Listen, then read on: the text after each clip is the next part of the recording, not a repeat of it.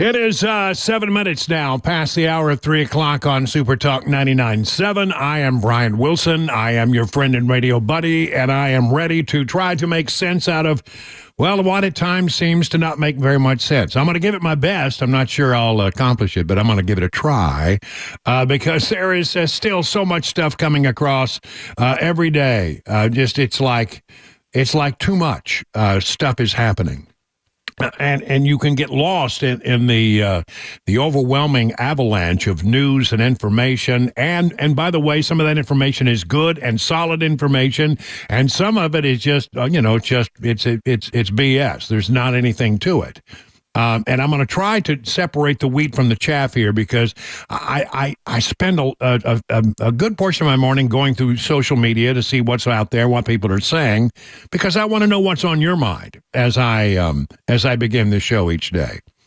And it seems to me that there is an awful lot of conspiracy stuff out there that really, if you've been following the story intensely, and you've been listening to everything that's out there, you would know that some of this stuff is simply not true. But I know you don't have the time to commit to that perhaps I do, because that's my job. So I'm going to try to tell you what I believe is true and what I think is clearly not true.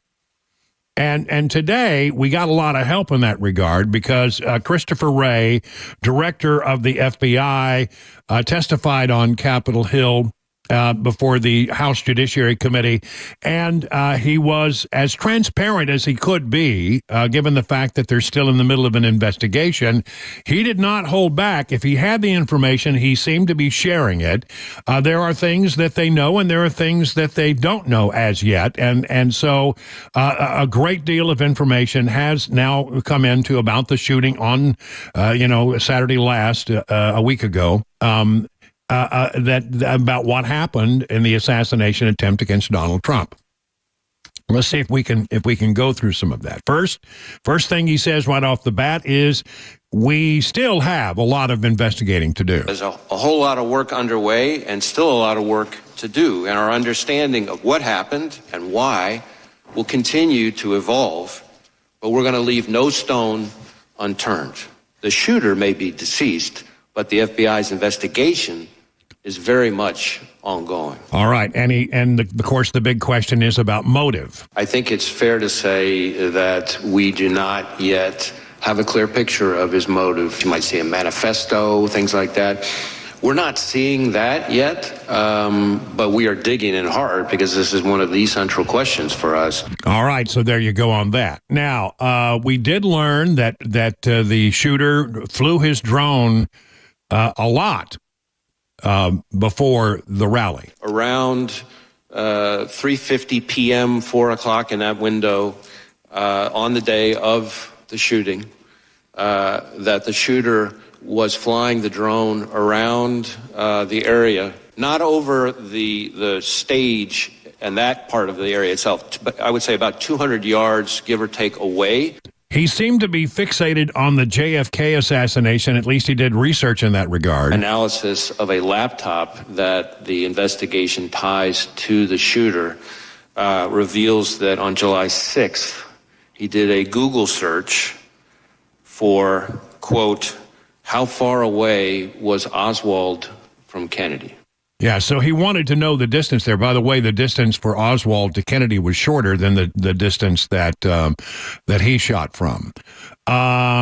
He still has a lot of concerns about national security, and he was asked questions about that. Here in the United States, our most immediate concern is that violent extremists, individuals or small groups, will draw inspiration from the events in the Middle East to carry out attacks against Americans going about their daily lives. So there's that.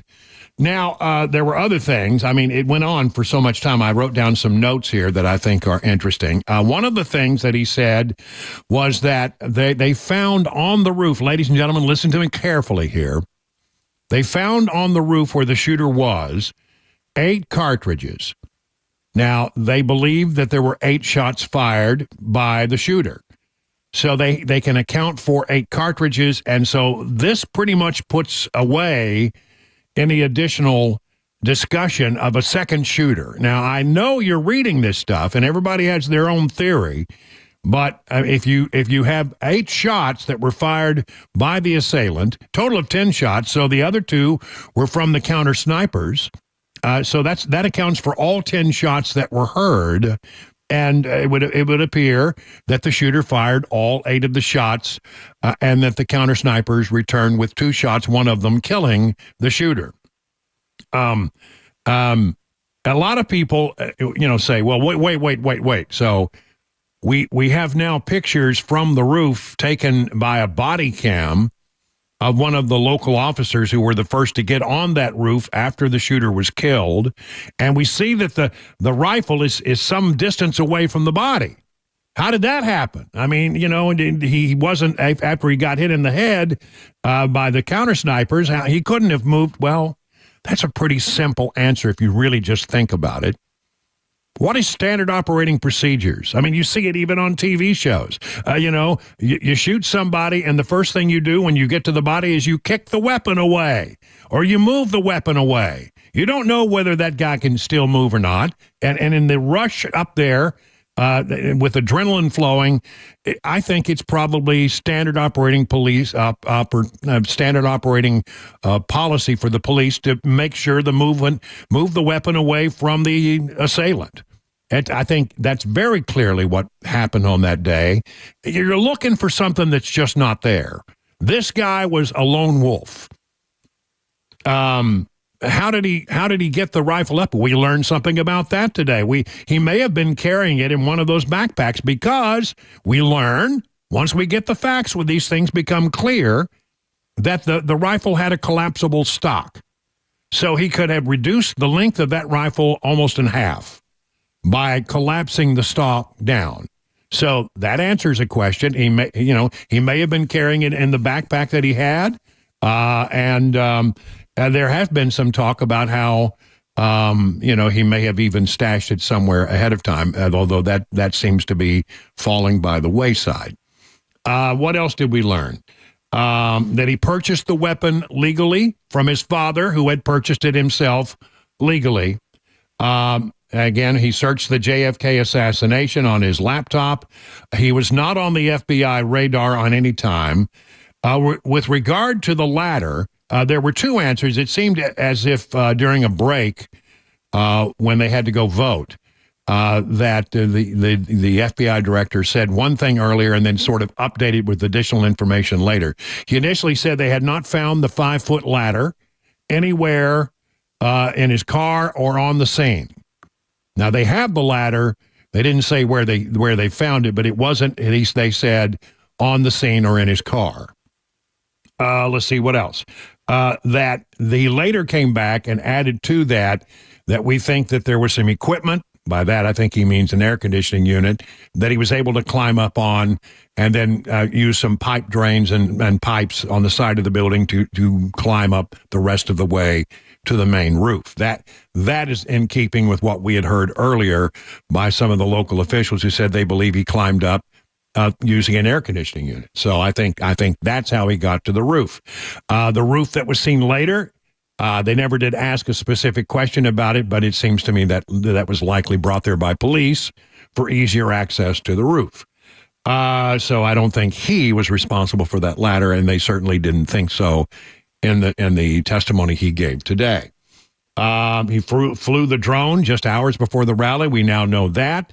There were other little things that the bombs that were made were apparently of medium sophistication, not completely sophisticated, not unsophisticated, but they were apparently, they said that based on the settings they found on the receivers on the bombs, and then looking at the transmitter, that had he pushed the button, nothing would have happened because they weren't set properly. That he said that. So we had 3 explosive devices, 2 found in his car, 1 found at home. So, I mean, really a lot of information here that continues to make it look as if, now, look, it's not done. They have some overseas accounts. Oh, and that's another thing. Everybody says, well, why did he have overseas accounts? And when you say accounts, many people think bank accounts. I don't think these are bank accounts. I must say that it's been frustrating to not get that clarified. But when they talk about accounts, I think they're talking about accounts that have to do with messaging apps that are somehow connected to overseas. And like, for example, WhatsApp is said to be a Chinese app. So, and he did have WhatsApp apparently on his phone. So I don't think we're talking bank accounts here. So again, by the way, he said they're having a real difficult time getting into those because they're completely encrypted. And he said they got lawyers working on getting permission or instructions on how to decrypt this stuff. And it's, some of them are being helpful and some of them are not.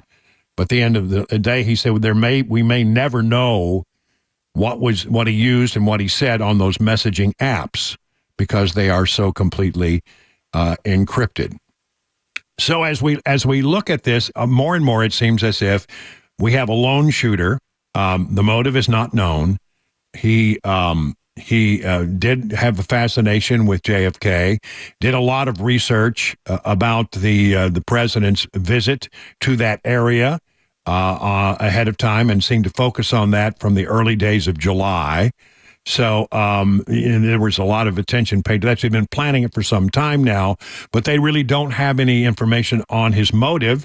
And as far as any pictures that were downloaded, said nothing out of the ordinary, things that would be associated with the stories that he downloaded, but not any other kinds of unusual pictures. So the guy's still a mystery. And they're going to continue to do that. I want to point out, though, this is, I think, very important and something to understand. And it was not evident to me until this morning. The FBI is investigating the shooter. The FBI is not investigating the Secret Service. The Inspector General of the Secret Service, the Inspector General of the Department of Homeland Security on a governmental level are investigating the shooter. The Secret Service. They're investigating the Secret Service, and they're leaving the shooter up to the FBI. I would like it a lot if the FBI were asking, difficult questions and trying to find out what happened and how this was allowed to happen by focusing on the Secret Service as well. But that's not he believes their job. Their job is to look at the shooter.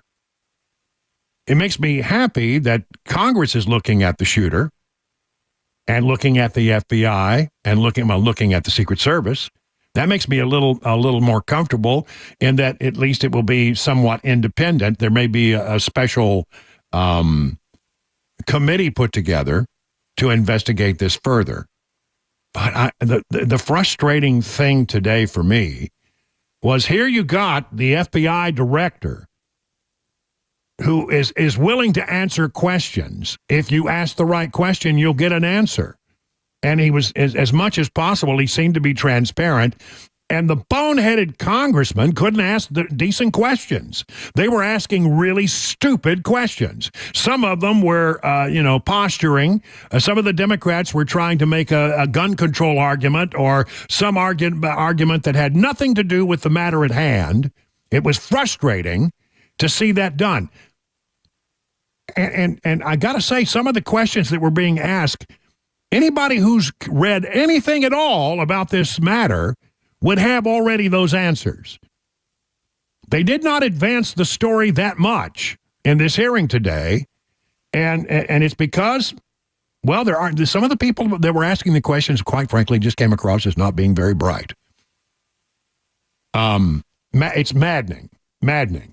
I hope that they do put together an investigative panel that of really bright. There are some bright people on Capitol Hill, some of them not on this committee. And I hope that they will do that. I hope that they will do that and try to, get at the real answers here.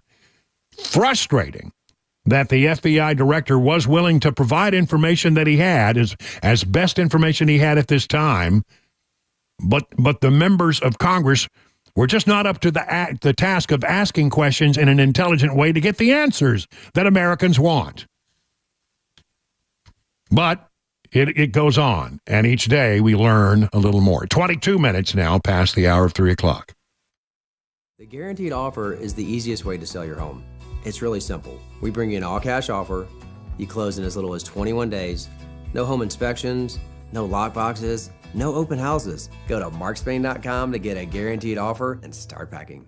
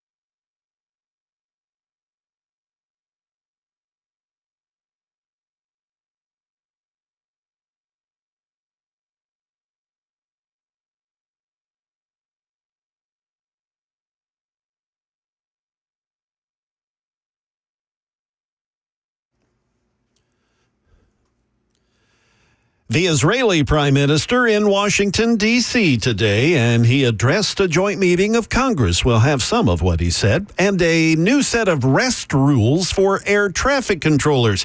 We'll have that story at 3:30 on Super Talk 99.7 WTN. It's 26 minutes now past the hour, 3 o'clock on Super Talk 99.7. I am Brian Wilson. Glad you're with us on this 24th day of July. Another, rather moderately okay day. It's a little humid, but it's only 84 degrees, and it's not too bad. We can deal with that. And I think that we probably are going to have a possible shower or two that are crop up over the afternoon.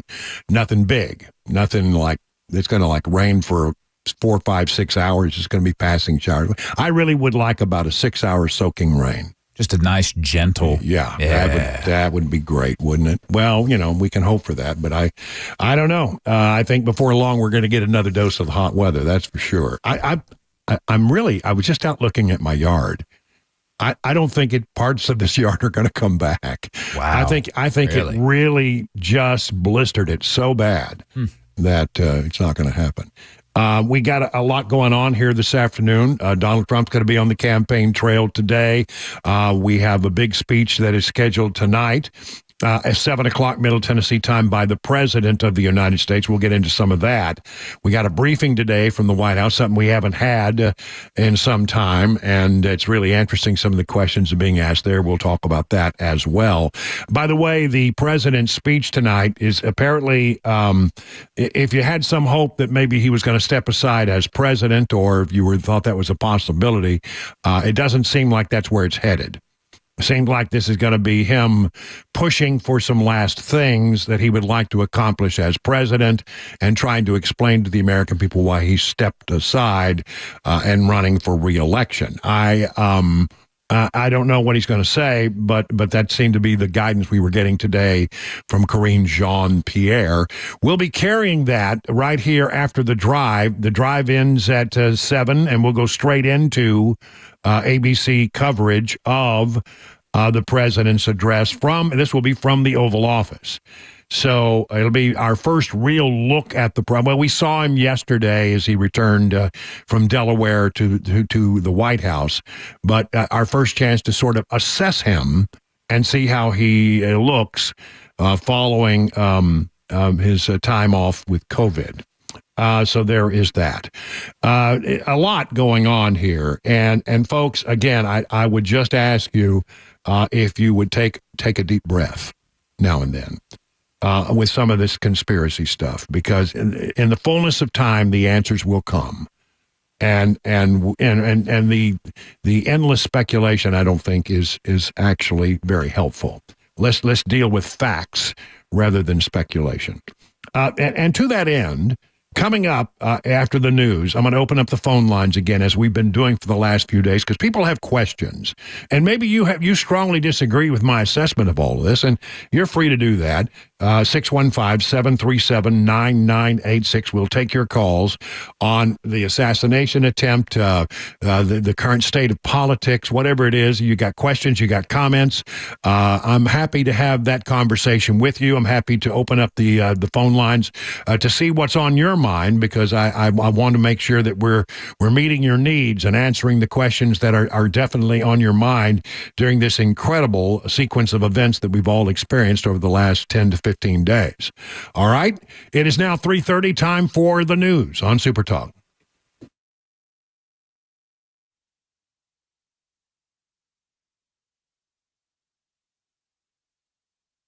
Good afternoon. It is 3:30, and I'm Jay Harper with your top stories. Mostly cloudy and 82 degrees. A weather forecast and a traffic report are coming up. Israeli Prime Minister Benjamin Netanyahu addressed a joint meeting of Congress today as part of his visit to Washington. Netanyahu, he arrived to thunderous applause from lawmakers from both sides of the aisle. The Prime Minister thanking the U.S. for its assistance in fighting against Hamas and pushes back on the notion that Israeli forces are intentionally putting Gazan civilians in harm's way. For Israel, every civilian death is a tragedy. For Hamas, it's a strategy. They actually want Palestinian civilians to die. New rules have now been approved to begin next year to bring down fatigue and workload issues for the nation's air traffic controllers. Under current rules, air traffic controllers must get 8 to 9 hours of rest between their shifts, but a study in April found those rest periods were not always adhered to. Under a new agreement between the FAA and air traffic controllers, they will get 10 hours off between shifts and 12 hours before and after a midnight shift. Controllers will have limitations on the number of consecutive overtime shifts they have to work, and the FAA says it's on track to hire 1,800 new air traffic controllers this year. That is the latest news. Traffic, weather, they are next. I'm Jay Harper, WTN News.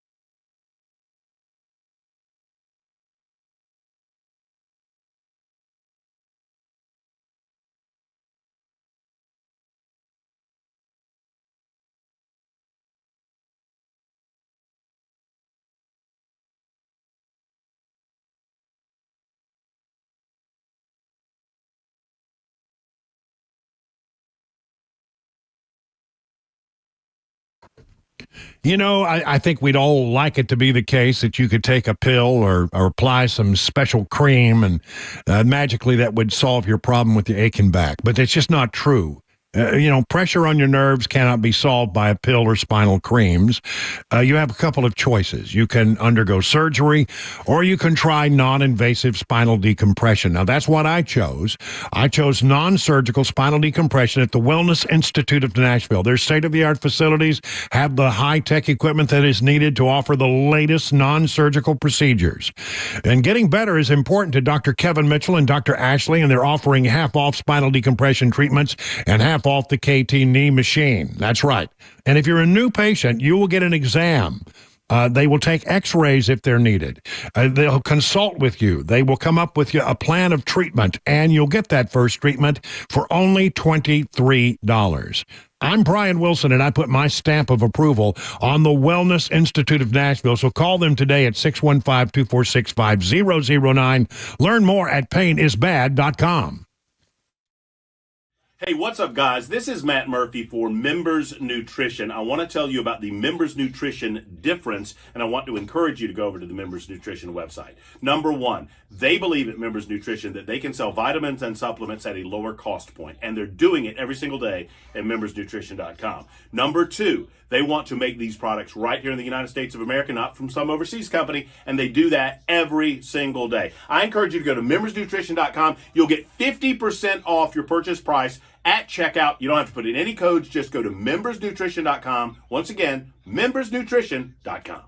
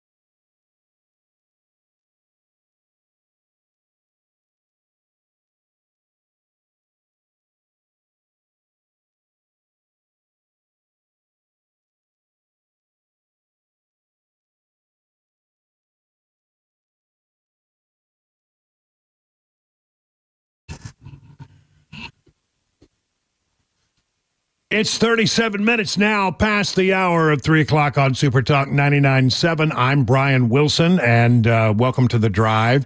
Listen, we think it's important to hear from you. I mean, there's been so much going on, and there's so much information out there, and I know you have questions, and maybe you just have comments about where we are in the state of play with the campaign now that Joe Biden has stepped aside.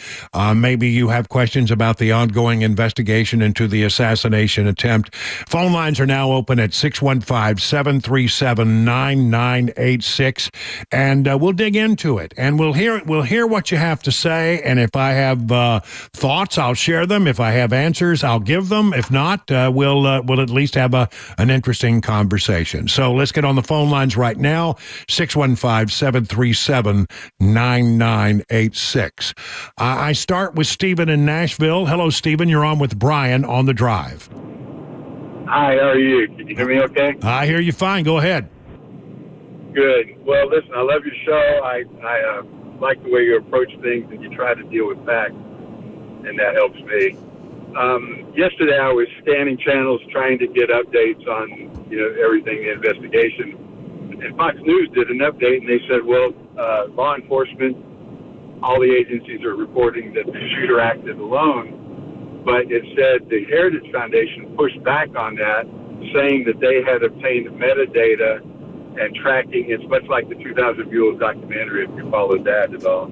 But they got the metadata for cell phones for like a 3-month period prior to the shooting, and found one cell phone or one identifier went back and forth between Washington, D.C. and his house about 7 or 9 times. I don't remember the exact number, but it's highly suspicious that somebody's going from D.C. to his house that many times, or even once, but 7 or 8 times just prior to the shooting. And I'm wondering if you've heard anything about that. No, and the director of the FBI said today that they are doing some pretty sophisticated analysis with regard to cell phone technology, and that it's a mystery to them. And but he said today, look, I think he's giving you straight from the shoulder stuff. I think he understands the frustration that many people are feeling about this, and so I have some concerns about the FBI, but he did seem to be an honest broker today when he came before Congress to start answering questions, say that they can't find the motive, and they don't see anything at this point which points to the possibility of somebody who was an accomplice or somebody who he was communicating with, but it's still an ongoing investigation. Heritage Foundation, I like the Heritage Foundation. I don't know about that particular report, but it doesn't sound like the kind of stuff they normally dig into. So again, I'll try to do a little research on that, but initially, my sense of it is I'm going to take the FBI director at his word today that as it stands at this moment with the investigation still ongoing, they didn't find anything with regard to an accomplice. Sam in Gallatin, you're on with Brian on the drive. What do you say, Sam? Hey, Brian, I love your show.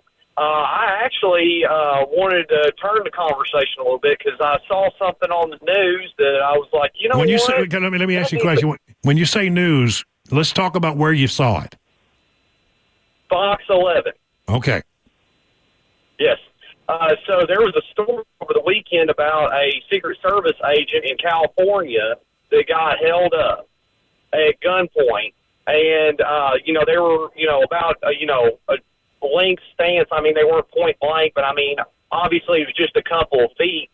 The Secret Service agent had pulled his gun, shot several times, and by the way the report sounded, they were still looking for the guy that held up this Secret Service agent. So the Secret Service agent couldn't even hit what was in front of him. I thought it was hilarious. I was like, stormtroopers who? The guy, how in the world is he supposed to protect the president? Well, I think that some of these guys on the front line are really good. I do have concerns, just to add my thoughts about this, that in recent days, under the leadership of, or if you want to call it that, Kimberly Cheadle, that there were some people that I think were put into Secret Service positions who perhaps were not as qualified as they should be. And I think that'll be one of the stories that comes out of this long term. Thank you for the call. Mike in Mount Pleasant, you're on with Brian on the drive. Hello, Mike. Hey, Mr. Brian. Now, we are talking about the same FBI people that could not tell us who the cocaine belonged to in the White House. Yes. So you really think that they're going to be fully honest about this here? Well, here's the thing I would say about that. They aren't the only law enforcement agency that was involved that day. For example, the first people to get to that roof after the shooter was killed was a local police sniper, not Secret Service, not federal. The local police officers there, we have the state patrol from Pennsylvania. They were actively involved in this. They were on the scene. So, I do think that when you have other people who are there as observers, it would force the Secret Service, the FBI, to be completely honest. Because if they weren't, there are plenty of people who seem willing to go and to members of Congress or to reporters and say, that's not what I saw, and that's not what I think happened. So I think it's very hard for them to carry off some kind of convoluted, conspiracy in their investigation when there are other people who can speak up about what if they hear something from the FBI that they don't think is accurate. Well, I mean, the FBI has not been fully transparent. Well, I'm gonna be the first to honest with you. I think that on a political level, I think that there's some real questions about the FBI. But I mean, did you watch the hearing today at all? Yes, sir. I got to watch a little bit of it while I was on break. Well, I thought that Ray was coming forward and being fairly transparent. With I think he was answering the questions as best he could, given the fact that the investigation is ongoing. So, I mean, that's my take on it. I've been around the block a few times, and it certainly was a refreshing difference from what we saw from Kimberly Cheadle. That's for sure. Edward in Murfreesboro, you're on next with the drive. What do you say, Edward? Hi, Brian. I like your show very much. I was thinking that if the Congress could interview the secret agents that were on the ground, and I even heard something, maybe you could clarify it for me, that there were also contract agents that were there.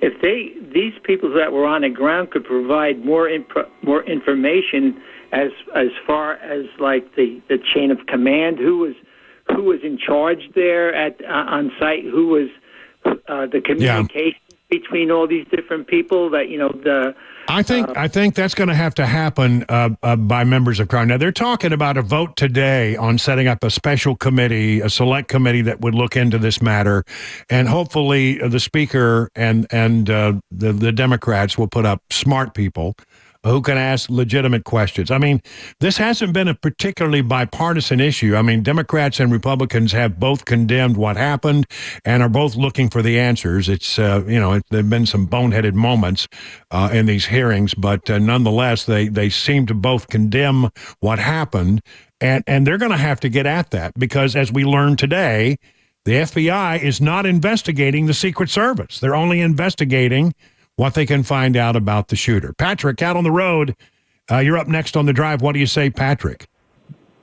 How this guy get this gun legal if he was 20-year-old? Well, that came out today in the hearing as well. His father purchased the gun legally, and then according to the FBI director today, his father sold the gun legally to his son. So that is the explanation that we've gotten. So it was the shooter's gun that he purchased from his father. Okay, but I understand that. But if I sell to a minor, they're going to get me. Well, that may happen yet. We'll see. Well, I'm still early, but that's what we heard today. Susan in Spring Hill, you're on with Brian on the drive. What do you say, Susan? Hey, Brian, how are you? I'm fine. Good. I was just wondering, has anything else been said about his parents going to the police looking for in the morning of the assassination attempt? No, I haven't heard another word about that, and that's a great question and a great line of inquiry because, what was it that caused them to call the local police and say, we're concerned about the welfare of our son? What triggered that? That's a great question.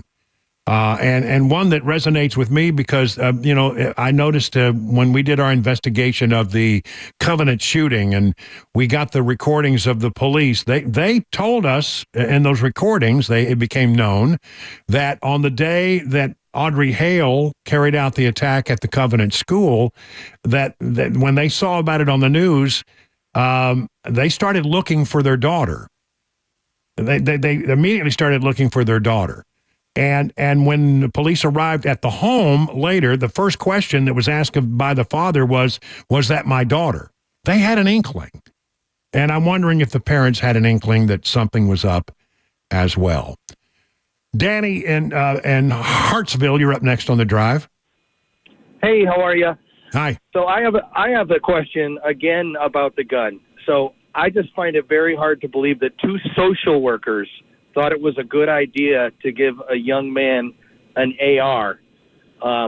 I don't know very many social workers that are pro-gun Republicans, so I hate to assume, but that's what I'm going to say, number one. Yeah. And, also, these guys, I'm assuming, I know that's not right of me, but I think most people out there would probably also, think that a pair of social worker parents could recognize if their son was falling into being an activist. Well, you would think, but remember what we saw in the Covenant shooting. The parents seemed to be blissfully unaware of what their daughter was up to. As for the other question that you had about the social workers and the guns, FBI director said today that they recovered 14 different guns from the home that belonged to the parents. And it has been reported that father and son often went to the range together to practice target shooting. So apparently it was something that was part of that family's culture. When you say social workers, I don't really know what kind of social workers they were. I mean, the shooter worked as a dietary aide at I guess, a nursing home. And was that the kind of social work that the parents did? I've also heard a report, and I've not been able to confirm this, but I don't know why it would be untrue, that in the neighborhood they said that there were Trump signs at the house at one point, that the parents apparently were rather conservative. But again, we'll continue to find out more as we go forward. David in Belmead, you're up next on the drive. What do you say, David? Brian, what's the oldest trick in the book? You get them asking the wrong questions, and you don't have to worry about the answers. Okay? Look, government's a big racket. And from 9/11 to the January 6th to COVID-19 to this, there are insiders that know that the people know who they are. And if you go back and you look at Cheeto's relationship to Cheney and Liz Cheney and Cheney at 9/11, it goes way back, buddy. And these people in government know who they are. But most of them are Yale, Harvard, Princeton, lawyer-type class that come to Washington. They get these federal jobs.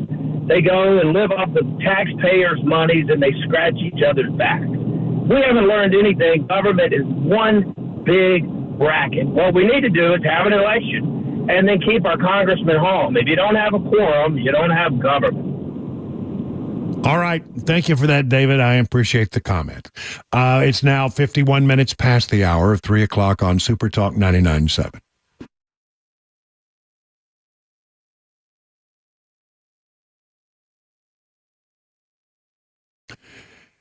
Hey, folks, did you know gold is up 78% over the last 5 years and silver is up 99% in that same time period? Meanwhile, the U.S. dollar, well, it's lost 25% of its value since 2020. The government-induced inflation is stealing your wealth, and you know, it doesn't seem that Washington has any plans to stop anytime soon. Gold and other precious metals could be a great shield against that inflation theft. During an election year, you know, the politicians will promise that they'll rein in their spending, but you know how that goes. They can't stop, and they know it. That is why no matter who is in office, gold protects you from the D.C. spending sprees.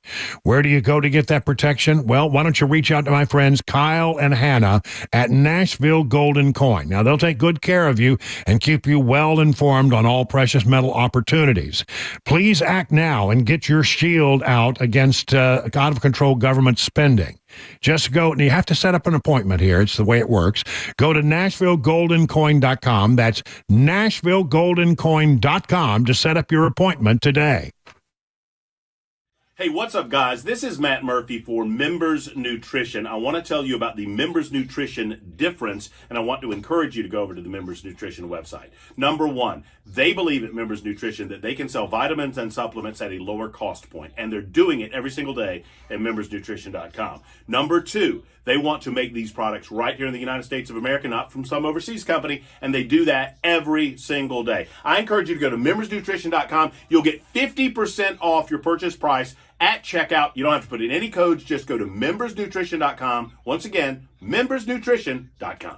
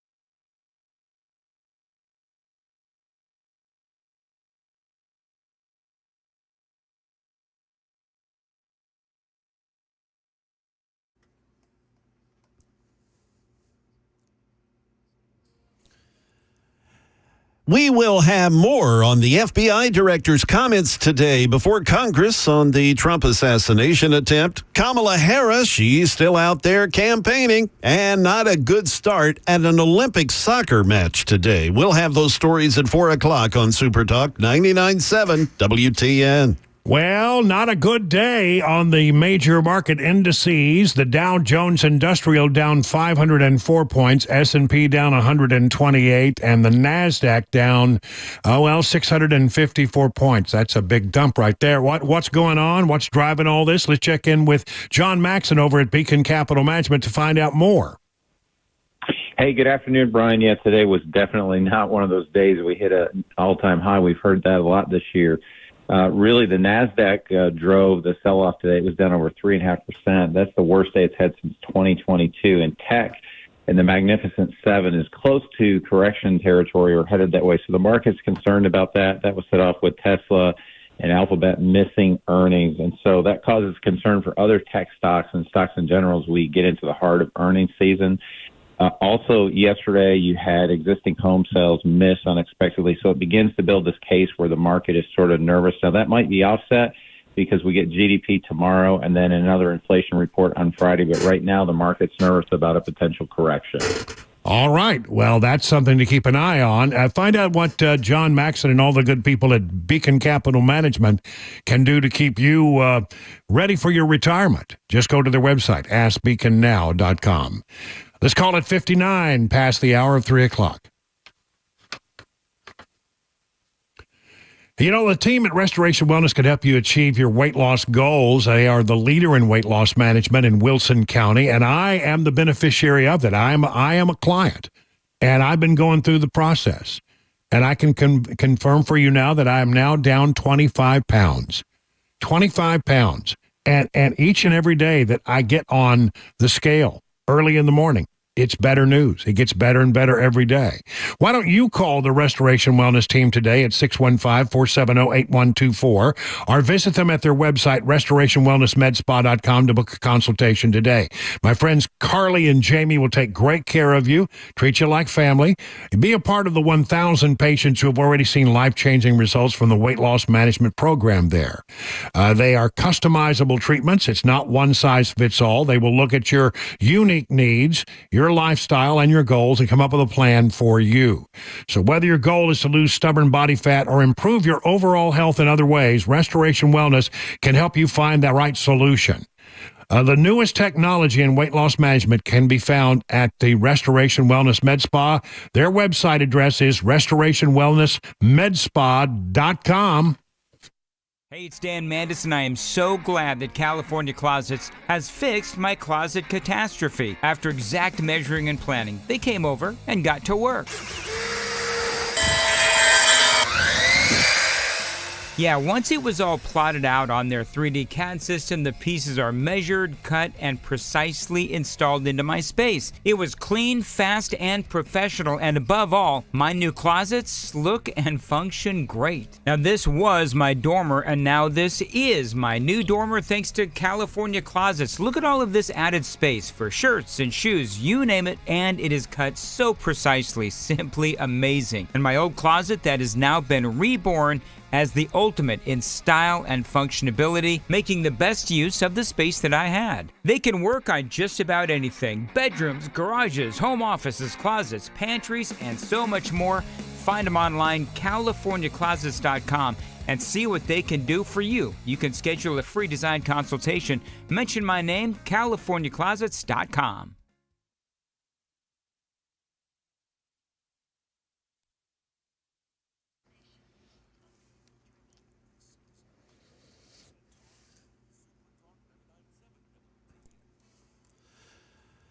Good afternoon. It's 2 minutes past 4 p.m. I'm Jay Harper with your top stories. We've got clouds and 82 degrees, a full forecast, and another traffic reporter on the way. There's new information in the FBI probe into the attempt on the life of former President Donald Trump.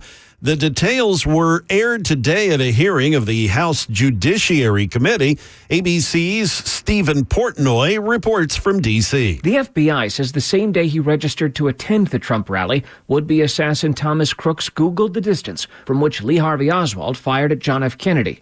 And on that same day, a week before the shooting, Crooks spent about 20 minutes at the Butler, PA event site. FBI Director Christopher Wray tells lawmakers that agents are having trouble pinpointing a specific motive for the attack on Trump, in part because Crooks used encrypted messaging apps. Some of them we may never get access to because of the encryption issue. Vice President Harris back out on the campaign today. She began her day delivering the keynote address at Zeta Phi Beta sorority's grand party. Apparently, the Zeta Phi Beta is a historically black sorority, and Harris, who is a member of Alpha Kappa Alpha, another historically black sorority, thanked members and urged them to get out the vote. Harris also mentioning President Biden and his address later on this evening. So tonight, our president will address the nation about his decision to step down as a candidate. And he will talk about not only the work, the extraordinary work that he has accomplished, but about his work in the next 6 months. By the way, we will be airing President Biden's address from the Oval Office this evening at 7 o'clock, right after the drive with Brian Wilson. Again, that's at 7 o'clock tonight on Super Talk.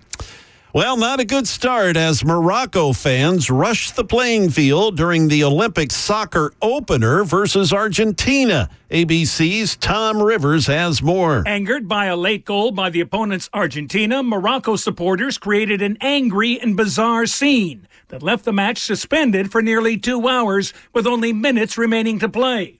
Moments before play finally resumed, the goal in question was disallowed by VAR for offside, and Morocco held on for a 2-1 victory, a less than auspicious start to the competition.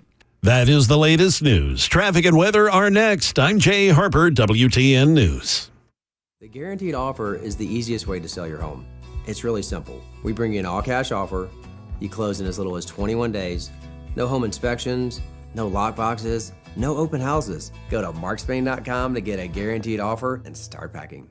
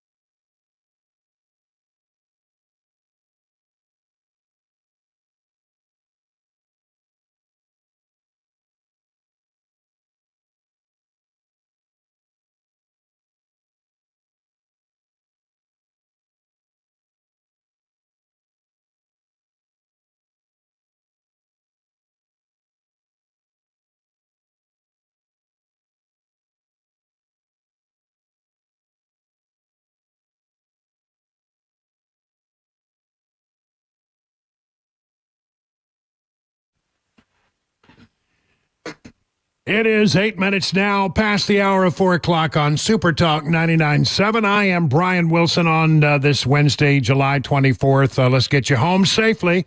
I know that you're getting into the car perhaps right now, or maybe you're on the way home already.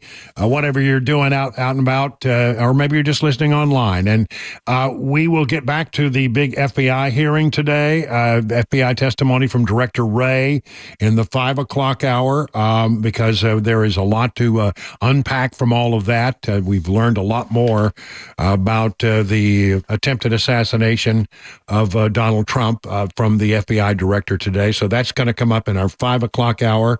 Right now, I want to do our 2024 update, which will focus a lot on Kamala because, quite frankly, that's where the news is. Look, here's what I'm going to tell you. Democrats are excited. Because, well, I think they got really worried. They were all down in the dumps. They thought, well, Joe Biden's going to stay in the race. He's going to get beaten badly. What are we going to do? Oh, me, oh, my. There was much wailing and gnashing of teeth. And then all of a sudden, he steps aside and we've got Kamala. And, Kamala, say what you will. She's, I don't think a great campaigner, but she can put at least a sentence together. And I think Democrats are very exuberant about their chances. However, I don't think that that exuberance is well founded in her record because she's a mess. She's a total mess when you start to look into the things she has said and the things that she has done and the things that she believes. So, I think you may see the numbers tighten up a little bit. There's a poll out today. I'll give you what we have. We don't have a lot of information about the Trump-Harris matchup, but right now there's a two-way poll with Trump and Harris. If it's Trump and Harris on Election Day, and if Election Day was today, what would happen? Trump would win by 3, says CNN. The Economist in their 5-way, they have add to Trump and Harris, RFK, West and Stein, and you get Trump plus 3. So if those numbers are accurate, then I think probably we're about where we were in the general election. And again, I'm not big on general election numbers. We need some more time to see how things are going to fall out in the battleground states. But she ain't all that in a bag of chips. I'll tell you that for sure. We're going to be looking at a lot of things that she has said, like this. This is a great one. She's talking about, one thing that they need over on the Democrat side of the equation is to bring back 18 to 24-year-old voters, right? You ain't going to get it with this. Listen to this. Remember, age is more than a chronological fact. What else do we know about this population, 18 through 24? They are stupid. That is why we put them in dormitories, and they have a resident assistant. They make really bad decisions. That's going to endear her to younger voters, don't you think? I mean, and the record is replete with all kinds of stuff like this. Here is Ellen making an appearance here's Kamala making an appearance on the Ellen Show back in the day. If you had to be stuck in an elevator with either President Trump, Mike Pence, or Jeff Sessions, who would it be? Does one of us have to come out alive?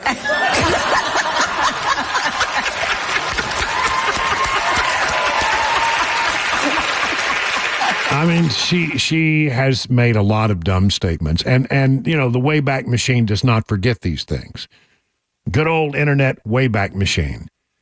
The Trump people have already come up with an internet ad at least, that sort of attacks Kamala Harris and brings home the point that we've got a lot to work with here. If you thought Joe Biden was radical, just wait until you get to know Kamala Harris. She's dangerously liberal. I am Kamala Harris. My pronouns are she and her. For far too long, the status quo thinking has been to believe that by putting more police on the street, you're going to have more safety. And that's just wrong. You're confident this border's secure? We have a secure border. We're not going to treat people who are undocumented across the border as criminals. That's correct. People who are convicted in prison, like the Boston Marathon bomber, on death row, they should be able to vote? I think we should have that conversation.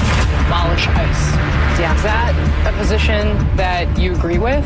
Listen, I think there's no question that we've got to critically re-examine ICE, and we need to probably think about starting from scratch. Alexandria Ocasio-Cortez's new darling of the party. She 60 Minutes this weekend proudly calling herself a radical, and she's promoting policies like saying that every single carbon emission in the country, every car, should be eliminated within the next 11 years, everything from a 70 to 80% tax rate. Do you agree that she could possibly, in this ideology of the socialist left, could splinter your party? No.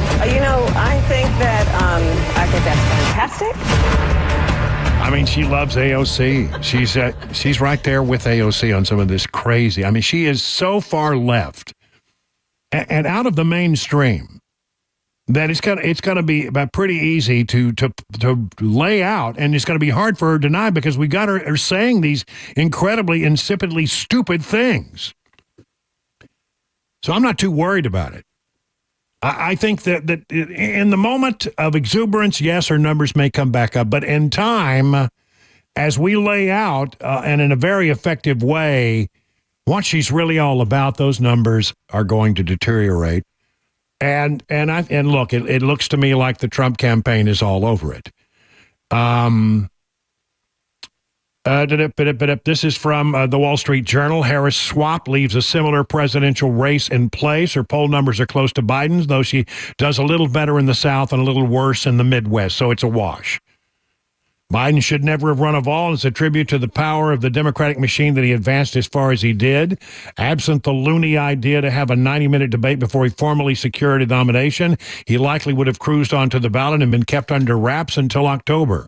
Had he withdrawn a year ago, he would have been, as he should have been, there would have been a full primary process and an election, not a selection as we have here. That's right. It's not an election. It's a selection. 14 million voters have been invalidated by the process that has happened here. The result of that process would likely have been a Harris nomination. The last four Democrat vice presidents, Hubert Humphrey, Walter Mondale, Al Gore, and Mr. Biden, all became presidential nominees although only Mr. Biden had won. So it is basically, as it stands right now, about the same as it was before, numbers not changing that much.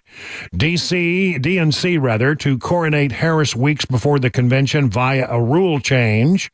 The Democrat Party, according to Breitbart, will reportedly change the rules and coronate Vice President Kamala Harris as its nominee in the first week of August, weeks before the Democrat National Convention. The shortened timeline underscores the Democrats' disregard for the process, the democratic process of selecting a candidate by president.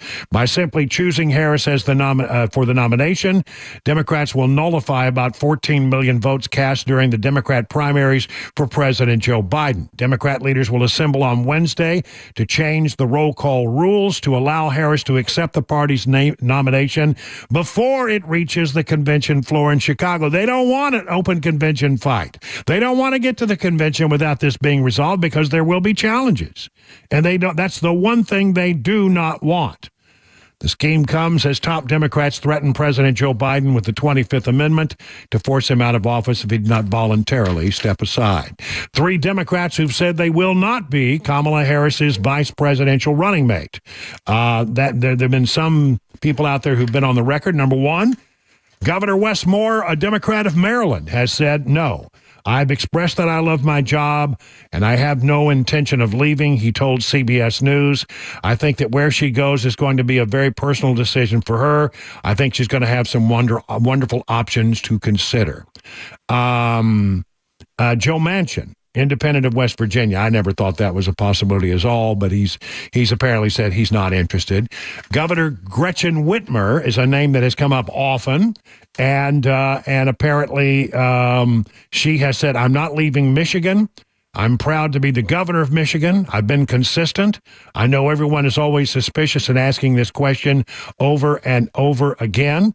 She is fired up to endorse Harris and announced she would serve as a co-chairman for the vice president's campaign, but not a running mate. While these 3 have declined, several other Democrats appear to be jockeying for the post. Andy Beshear's name comes up, but he apparently did not get the vetting materials. Roy Cooper, Democrat, governor of North Carolina. Tim Walz, Democrat from Minnesota. Josh Shapiro, Democrat of PA. Senator Mark Kelly, Democrat of Arizona, have been floated as possibilities. A lot of people who know Democrat Party politics better than I have said of those names, the one that stands out as a very likely running mate is Senator Mark Kelly. He's a former astronaut turned senator, married to Gabby Giffords. They need Arizona in a bad way, and Arizona's not looking good for them right now. So, again, Harris will have to make her decision before the Democrat National Convention, which is August 19th through the 22nd, or before a virtual nominating process that could start on August 1, as we told you a moment ago. Michelle Obama. Everybody wants to know about Michelle Obama. News Nation. Calls for former First Lady Michelle Obama to join the 2024 presidential race are not coming from Democrat activists, but from Republicans hoping to pit her against Vice President Harris, party strategist Amisha Cross said on Cuomo. Honestly, I don't think it's coming. I don't think it's coming from the right because they really want to see Michelle Obama run. I think it's coming from the right because they want an opportunity to tear Michelle Obama down. It's abundantly clear, says Cross, and I agree. The First Lady has absolutely no interest in a White House bid at any level. Rather than run against Harris, Cross believes Michelle Obama will likely work as a surrogate to help her secure her funding. And I still believe that that is exactly right. So there you have it. I mean, a lot of stuff here. In a moment, I'll give you another, like we did the other day. Remember I told you the 30 reasons that Michelle Obama should not become the president that came from the Federalist. If you want to look that up, it's at Federalist.com. In a moment, 17 facts expose Kamala Harris's far-left record. It's 20 past the hour.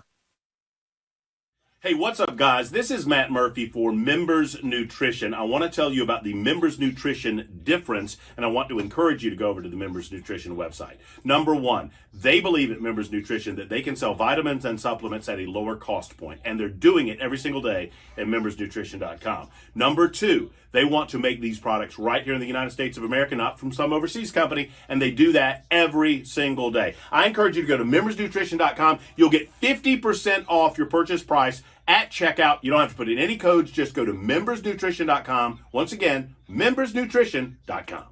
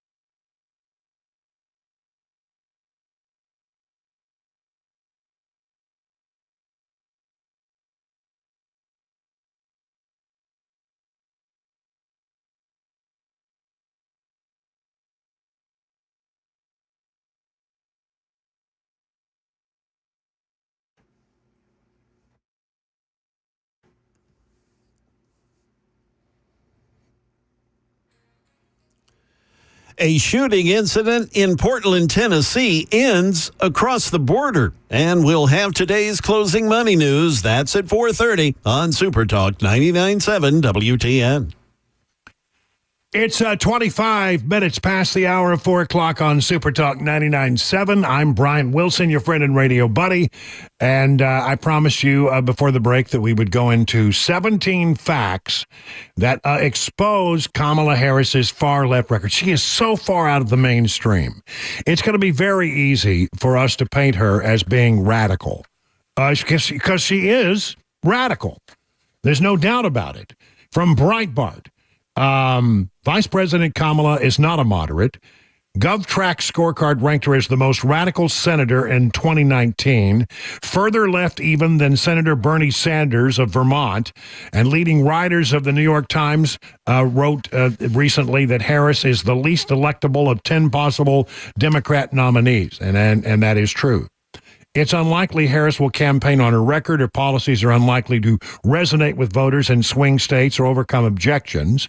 But here are like 17 examples of Harris's far-left record. 1, she co-sponsored legislation to protect illegal immigrants from deportation. 2, she backed Bernie Sanders' Medicare for All legislation. 3, backed banning private health insurance. If you have private health insurance, she wants that to go away.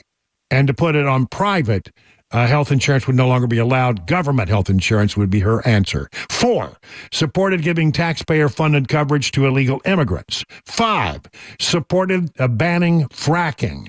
6, she backed defunding the police. 7, she compared ICE to the KKK. That's right. The people who go out there and enforce immigration laws, she says they are like the KKK. 8, she wanted to ban plastic straws. 9, she defended her banning a call of offshore drilling. She wants to stop offshore drilling. Number 10, wants to undo the Trump administration's border security, taking 94 executive actions in the first 100 days to rescind nearly every Trump-era measure. 11, supported decriminalizing illegal border crossings. 12, said she wouldn't treat illegal aliens as criminals. 13, called for starting ICE over from scratch. 14, argued that temporarily closing the border violated federal law. 15, raise money. Oh, this is a good one. Raise money for the Minnesota Freedom Fund, a far-left organization that pays to bail out of jail violent criminals, including accused murderer and rapists. I mean, there's a 30-second commercial. Kamala Harris. She raised money for the Minnesota Freedom Fund, a far-left organization that pays to bail out of jail violent criminals, including murderers and rapists. You got to have the Bram. Makes it work. 16, she supported Los Angeles cuts to the police department. 17, she called efforts to add more police to the streets. Wrong-headed thinking. I mean, this is what she is. Kamala Harris is so far to the left, and you know, I was in Washington, and in fact, I went back. Remember when we had Kavanaugh hearings, and the Democrats were trying to smear his reputation. I went back to Washington, even though I was working here, to cover those confirmation hearings, and she was among those who was doing everything she could to smear Brett Kavanaugh.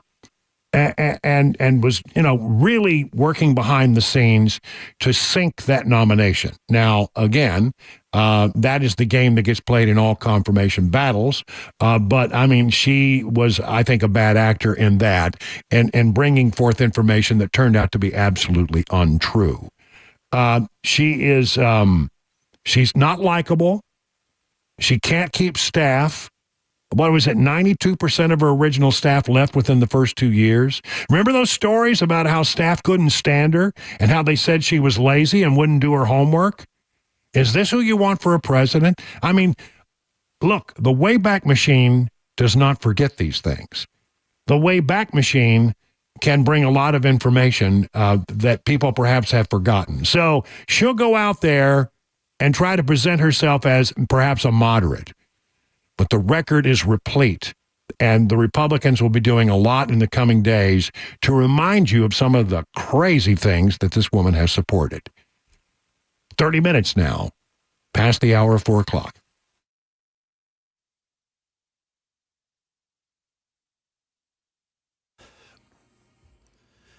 Good afternoon. It's 4:30, and I'm Jay Harper with your top stories. Clouds and 82 degrees on Music Row. A full forecast and a traffic report are upcoming.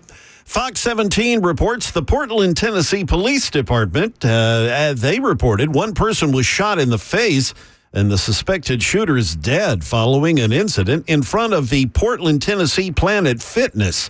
When police arrived to the scene, they found a male with a gunshot wound to his face. He was taken to Skyline Medical Center. The suspect left the scene, and police identified that suspect as Colton James Lynch.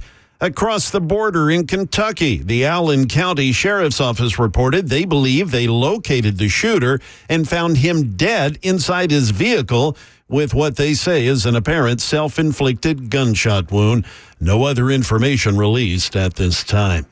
We now turn to today's closing money news with Daria Albinger. From ABC News, Wall Street now. Just don't do it. Don't look at your 401k statement because you're probably not going to like what you see after stocks went into a mid-week free fall.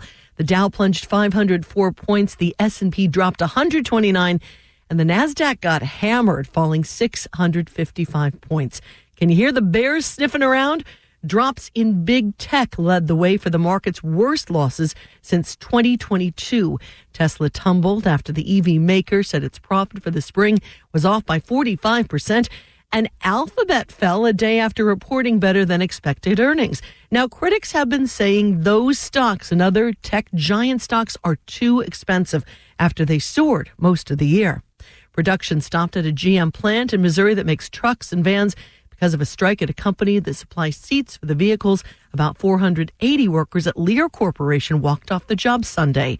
That is the latest news. Traffic and weather are next. I'm Jay Harper, WTN News.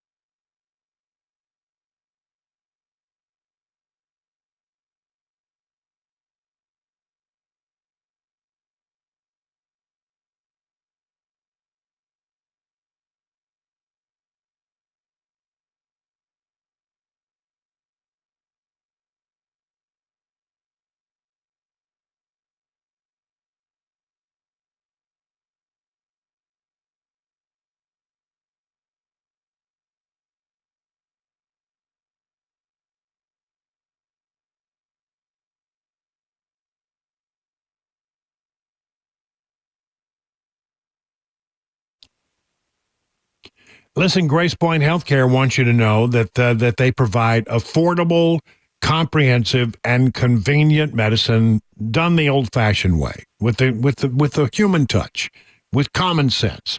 That's what they're all about. And if you're starting to think about going back to school with the kiddos and maybe they need to have some sport physicals, Grace Point provides complete physicals for kids of all ages.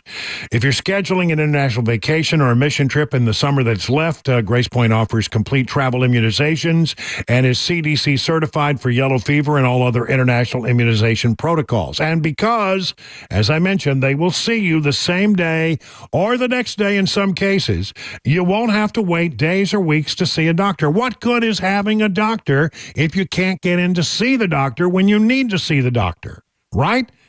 Listen, that's modern medicine at your convenience. Main Street on Franklin and Franklin, 615-599-6868. That's 615-599-6868 to set up your first appointment.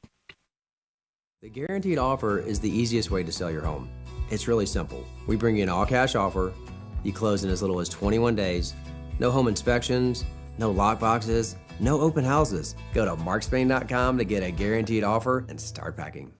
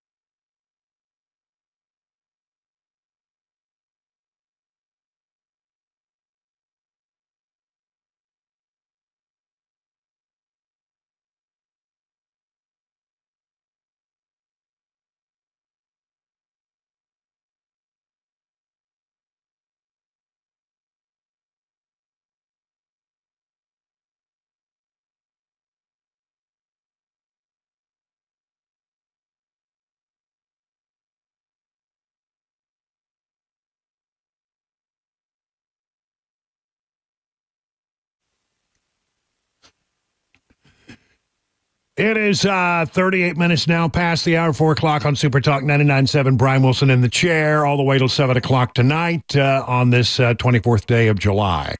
And we are always excited when we get the chance to talk to Pete Hegseth, who does the weekend Fox and Friends edition, and he's also a resident of Middle Tennessee when he's not doing that. He's been a rambling guy. He was at the convention last week when we talked to him, and he joins us now on the hotline. Hello, good afternoon to you, Pete. Hey, Brian. Beautiful day in Middle Tennessee. Glad to be home. Oh, so you were everywhere else, not here. Yeah, I know. Well, it's good to be home, I'm sure, as much as you've been traveling of late. I got a question for you. I don't know if you got a chance to watch FBI Director Wray much today, but I spent most of my morning watching him, and I got this question from a listener, and I thought, I'd like to know what Pete thinks about this, because I've offered my opinion. Here it goes. You ready? Mr. Wilson, in your opinion, do you believe the attempted assassination occurred out of mere incompetence, or was it allowed to happen? I'm having a hard time believing that any adult, much less many people, could be that incompetent. Regardless, someone needs to answer for this. Well, we all agreed someone needs to answer. But the larger question is, do you believe that this occurred out of mere incompetence, or was it allowed to happen? How do you answer that question? It's a very fair question in light of everything we've gone through as a nation. I didn't get a chance to watch all of Ray's testimony, got to watch a little bit of it. He strikes me as eminently more reasonable than Kimberly Cheadle, who should have been fired and quit a long time ago. I'd characterize it as gross negligence before, during, and after. As I look at it, it was just so bad that it leaves open, and there's been such poor communication and such poor information passed along to the public that it leaves open the feeling that how in the world could this have happened if not for someone to allow it to happen. And I understand that perspective. I've also worked enough in and around government, mostly in the military, but in other places, to realize the people we think are the most qualified and the most competent oftentimes are nowhere near as good at their job as we think. And I think the Secret Service is atop that list when it comes to security services. They're the least trained, and there's a lot of wonderful Secret Service agents, don't get me wrong. And they've been infected by the DEI woke virus. They're understaffed, and they had been denying stuff to Trump. It feels to me like just a lot of bad things came together to allow this to happen. And it should never have been allowed to happen. I think we have to keep following the tracks and the trail, though, because it could move beyond gross negligence into, oops, we let that happen. And if we learn more in that direction, unfortunately, it wouldn't surprise me. But right now I'm still in the camp of just absolute gross incompetence and negligence. Yeah, that's where I'm at on it. And it, it just seems that people who have common sense just look at this and say, how in the world could they have ever allowed this to happen? And I'll just say this, before I went to Washington, I used to have this idea. I don't know where it came from, but just, I guess I was naive. I thought, well, they're really smart people. To be in Washington and to be a policymaker, you have to be pretty bright. And then when I got to Washington, I came to realize that there's a lot of stupid people everywhere, and many of them reside in government, and that really that there's not as much common sense in Washington as you might imagine there is. I mean, if you watch this hearing today, I walked away from it, and the one thing that I thought was about half of those people asked really, intelligent questions, and about half of them were blithering idiots, and it was bipartisan. There were Republican and Democrats who were blithering idiots, not asking, any kind of cogent question that elicited the information that the American people were looking for. You're spot on. It's been my experience, too. So many people stumbled their way into an election, got elected, and they made sure they did everything possible to keep getting elected. It doesn't mean they got smarter, doesn't mean they got more articulate, doesn't mean they got more inquisitive or more curious or more intellectual. They just perpetuate their own position, and a lot of them are dumb as a box of rocks, but they're super arrogant and they're super ambitious, and as a result, that's the worst mix. They think as highly as possible of themselves, but their actual information and intake is terrible. We're led mostly by morons. And that's why Donald Trump is such an exception. This guy who's working on another level, who can work at a nonstop pace. He made some personnel mistakes, obviously, in the first go around. I think a lot of those get fixed. But hearings like this can really display what a poor stock we have in Washington. A lot of these are people who couldn't get a better job anywhere else and never have had one. They just had to win one election, and then they think they're set for life. And that's not a way to govern a country. Yeah. So since you were with us at the convention, which boy, that was a good information you brought us from there. But since then, a lot has happened. I say that sometimes news arrives with the speed of a bullet, as it did on that fateful Saturday, and then sometimes it comes to us in slow motion. We all saw it happening in slow motion. That eventually Biden was going to be shoved out, or he'd have to step aside. It finally happened on Sunday. Your thoughts about that? I was holding out to the very end that Biden might hold out. I thought he would, and I wanted him to. The pressure just got too great. It was reluctant. And it was amazing. I'll be honest, I'm a little bit surprised by how quickly the Democrat Party coalesced around Kamala Harris. It was almost instantaneous, which means there was a reckoning behind the scenes that an open process would be horrible because they're so radical that it would be a race to the bottom, and that they can't pass over their DEI vice president, or they would look like racists and misogynists and all the things they accuse everybody else of, but they're actually the ones that are. And the only problem they have is that they're circumventing the democratic process, and they're the ones that say they're all about democracy. But they'll cover that up by saying, well, anyone else could have gotten in if they want. So I think here we are, 10 days after an assassination attempt, and the race is completely different. 3.5 weeks after a debate that Joe Biden crashed and burned on. I don't think we're going to get rid of him. I think he's been a horrible president. He'll continue to be a horrible president. I don't think we're pushing for the 25th Amendment and trying to get Kamala Harris. That to me doesn't make any sense. I think Donald Trump just has to beat Kamala Harris. And I think she's a terrible candidate, always has been, has no record to run on. But they're going to dress her up and put her on Vogue and make her look like Michelle Obama, who also isn't qualified, and try to, designate her a patron saint. So we're up against it, but I still think she's eminently beatable, just like Joe was. Yeah, I do too, and I was just talking about that before you came on. Look, I do think you're right. I mean, I think there was a great moment of relief among Democrats when they had anybody else but Joe Biden. They immediately said, "Oh, thank goodness it's not going to be him.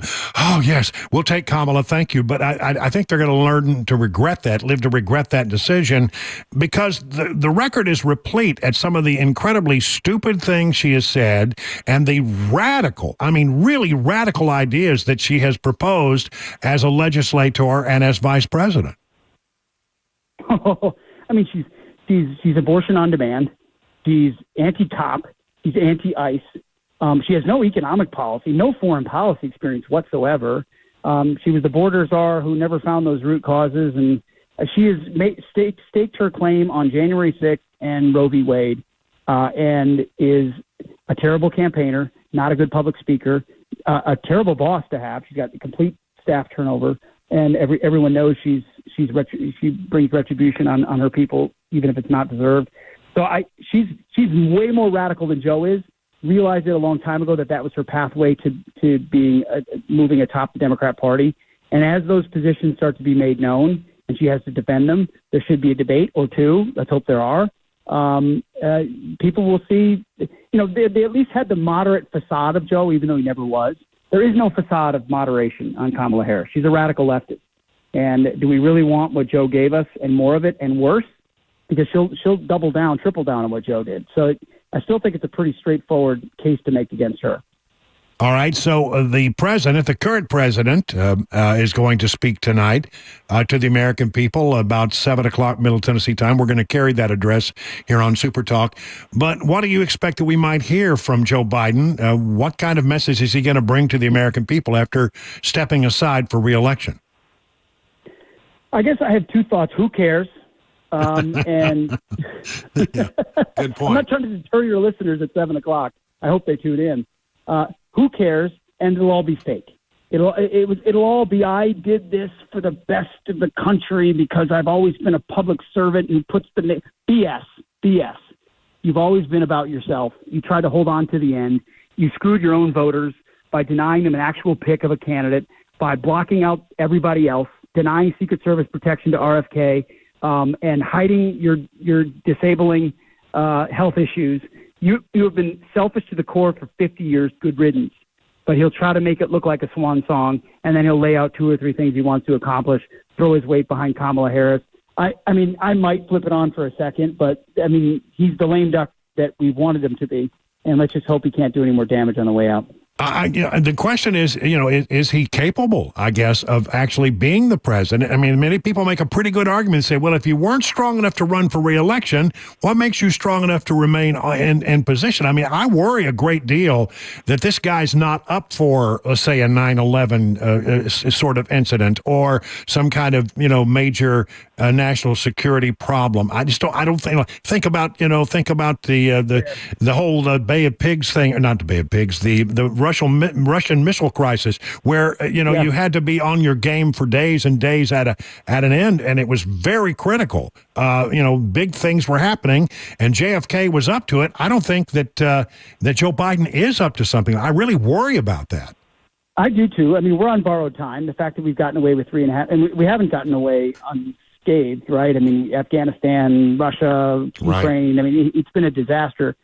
I don't know. I don't want to elevate Kamala Harris to the presidency and give her the power of the incumbency. I think her decisions would be just as bad or worse than whoever figurehead is actually running the White House. So I agree with the argument. If you're not good enough to campaign, well, how are you good enough to be the president? But campaigning is for 4 more years.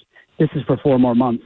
And I guess we all have to pray extra hard and grip it and rip it. But I just don't see them doing this. They're not going to want to go through this process to remove him unless he falls on his face and has a much worse health crisis than we know, which is possible, by the way. There's plenty of information and rumors out there about what happened as he left Las Vegas.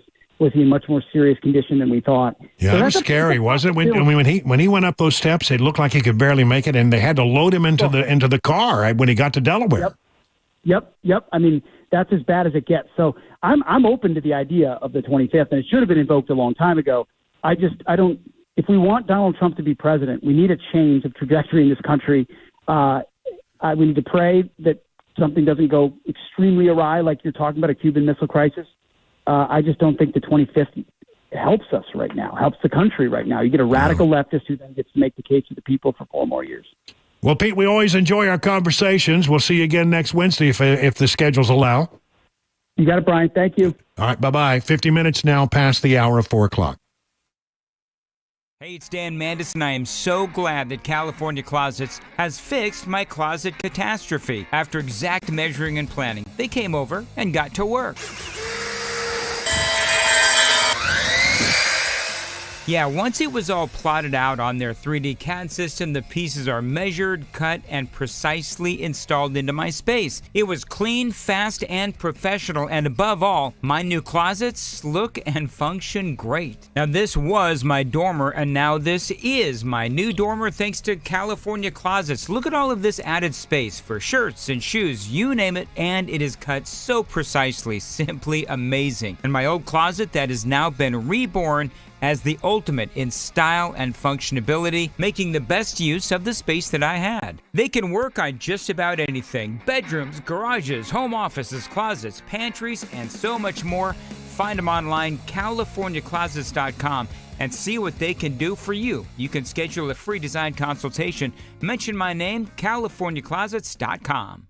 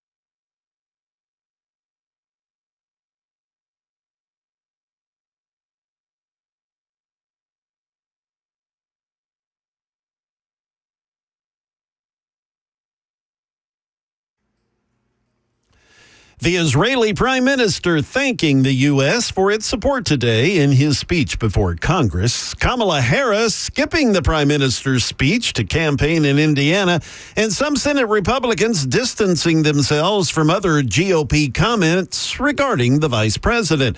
We'll have those stories at 5 on Super Talk 99.7 WTN. And by the way, we'll have some longer comments from Netanyahu. Pretty good speech, pretty rousing speech today before Congress. And then in the top of the 5 o'clock hour, we'll talk about the FBI testimony today. You'll hear sound bites from Director Christopher Wray of the FBI. And there was a lot of new information that came down about the assassination attempt on Donald Trump. We will get into that in a big way. And then in the second half of the hour, as we have been doing a lot in the last few days because of the overwhelming nature of the news that's out there, what did politics and with the assassination attempt and so much stuff out there, many people who just can't follow the news perhaps as closely as I am doing, because that's what I get paid to do, maybe I can help you with some of the answers. Maybe you have questions, maybe I have answers, maybe you want to make a point, maybe you disagree with my take on things. We'll open up the phone lines in the second half of the hour. That's starting at 5:35. So we've got a great hour ahead. Stay right where you are.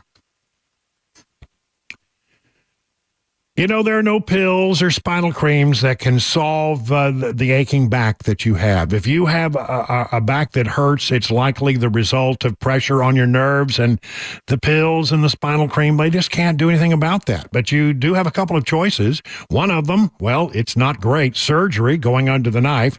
The other is non-invasive spinal decompression. Now, I chose non-surgical spinal decompression at the Wellness Institute of Nashville for my problems and my neck and my lower back. Now, their state-of-the-art facilities have the latest high-tech equipment, and they offer non-surgical procedures with the latest technology and the latest techniques.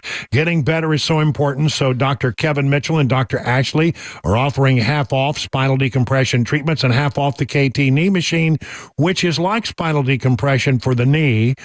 It basically gently elongates the knee so that the healing therapy can get deep within the joint, right? Now, if you are a new patient, you go in, you get an exam, consultation, x-rays if they're needed. They'll talk to you about treatment, and you'll get your first treatment, and it only costs you $23. Man, that's a good deal if you're a new patient. I'm Brian Wilson, and I put my stamp of approval on the Wellness Institute of Nashville. Call them today at 615-246-5009. Learn more at painisbad.com. The guaranteed offer is the easiest way to sell your home. It's really simple. We bring you an all-cash offer. You close in as little as 21 days. No home inspections, no lockboxes, no open houses. Go to markspain.com to get a guaranteed offer and start packing.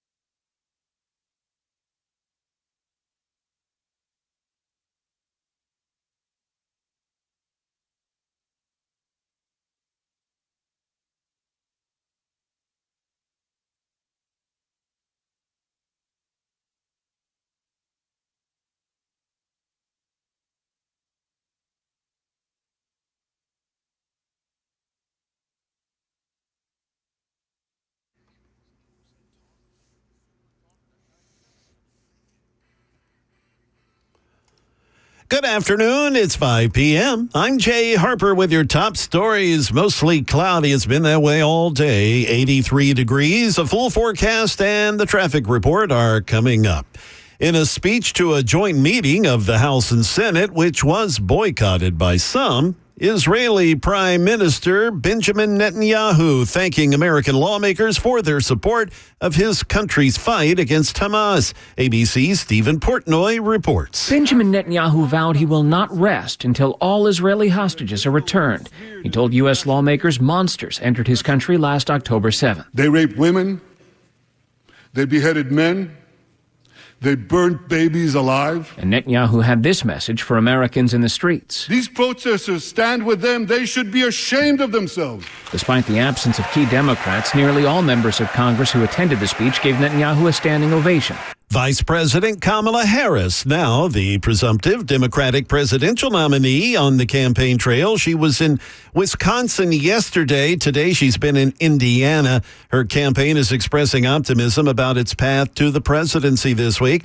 And ABC's Karen Travers, she has more details. The Harris campaign in a new memo says the race for the White House is, quote, more fluid now with the change at the top of the Democratic ticket. Campaign manager Jen O'Malley Dillon says the Harris campaign has multiple pathways to 270 electoral votes and will play offense in the so-called blue wall states of Michigan, Pennsylvania, and Wisconsin, as well as North Carolina, Georgia, Arizona, and Nevada. O'Malley Dillon says the reset of this race opens up persuadable voters and says the campaign will try to capitalize on Harris's appeal with Black, Latino, and women voters. A few Senate Republicans, they're now trying to put some distance between themselves and members of their party who've been attacking Kamala Harris by claiming she's a benefactor of woke DEI policies.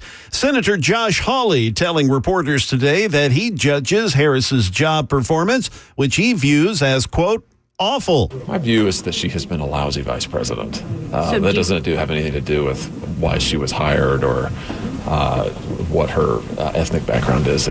That is the latest news. We've got traffic and weather next. I'm Jay Harper, WTN News. The guaranteed offer is the easiest way to sell your home. It's really simple. We bring you an all-cash offer. You close in as little as 21 days. No home inspections, no lockboxes, no open houses. Go to markspain.com to get a guaranteed offer and start packing.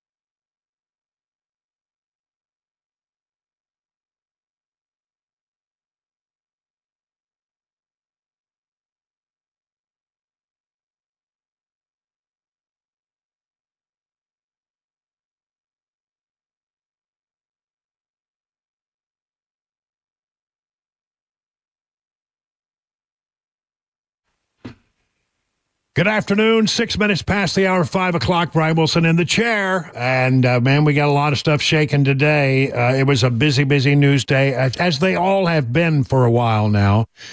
You know, here's the thing. Each and every day I can pledge you this, that as I get up every morning, I will delve into as hard as I can what's going on and try to bring you an update so that when you climb into the car between now and this November election, you're going to get the very latest in information. You say, well, where can I get the best? Well, this is a good place to start. I pledge to you that I will be on it. And so I hope that you will make this appointment radio, or if you're listening on your computer, whatever, appointment computer. Doesn't have the same ring. But we hope that you will listen in, because I'm going to bring it to you. I'm going to give it to you as straight as I possibly can. Today, we had one such day where, while you were at work, there was a big hearing going on up on Capitol Hill where the director of the FBI was testifying before Congress about the assassination attempt on Donald Trump. Now, unlike Kimberly Cheadle, the director of the Secret Service, the director of the FBI was being, as much as he could be, forthcoming. Now, that's the reason he can't be completely forthcoming, is that they're still in the middle of the investigation. But for the very first time, we got a lot of answers to things from Director Wray. The first thing he wants you to know, anything I tell you is where we stand now, but we have much work ahead. There's a whole lot of work underway and still a lot of work to do, and our understanding of what happened and why will continue to evolve, but we're going to leave no stone unturned. The shooter may be deceased, but the FBI's investigation is very much ongoing. All right. And what about motive? Do they know why the shooter wanted to kill Donald Trump? I think it's fair to say that we do not yet have a clear picture of his motive. You might see a manifesto, things like that. We're not seeing that yet, but we are digging in hard because this is one of the central questions for us. Well, however, he was very interested, we know, in the JFK assassination. He did a Google search on his laptop. Analysis of a laptop that the investigation ties to the shooter reveals that on July 6th, he did a Google search for, quote, how far away was Oswald from Kennedy? So he was at least thinking about it early in the month of July about carrying out such an attack. We know that a couple of hours before the rally, this is hard for me to believe because I have been in the past. I don't do it too much anymore, but I have been an amateur droner. I fly, the sort of the commercial drones, and I understand what the rules and the regulations are.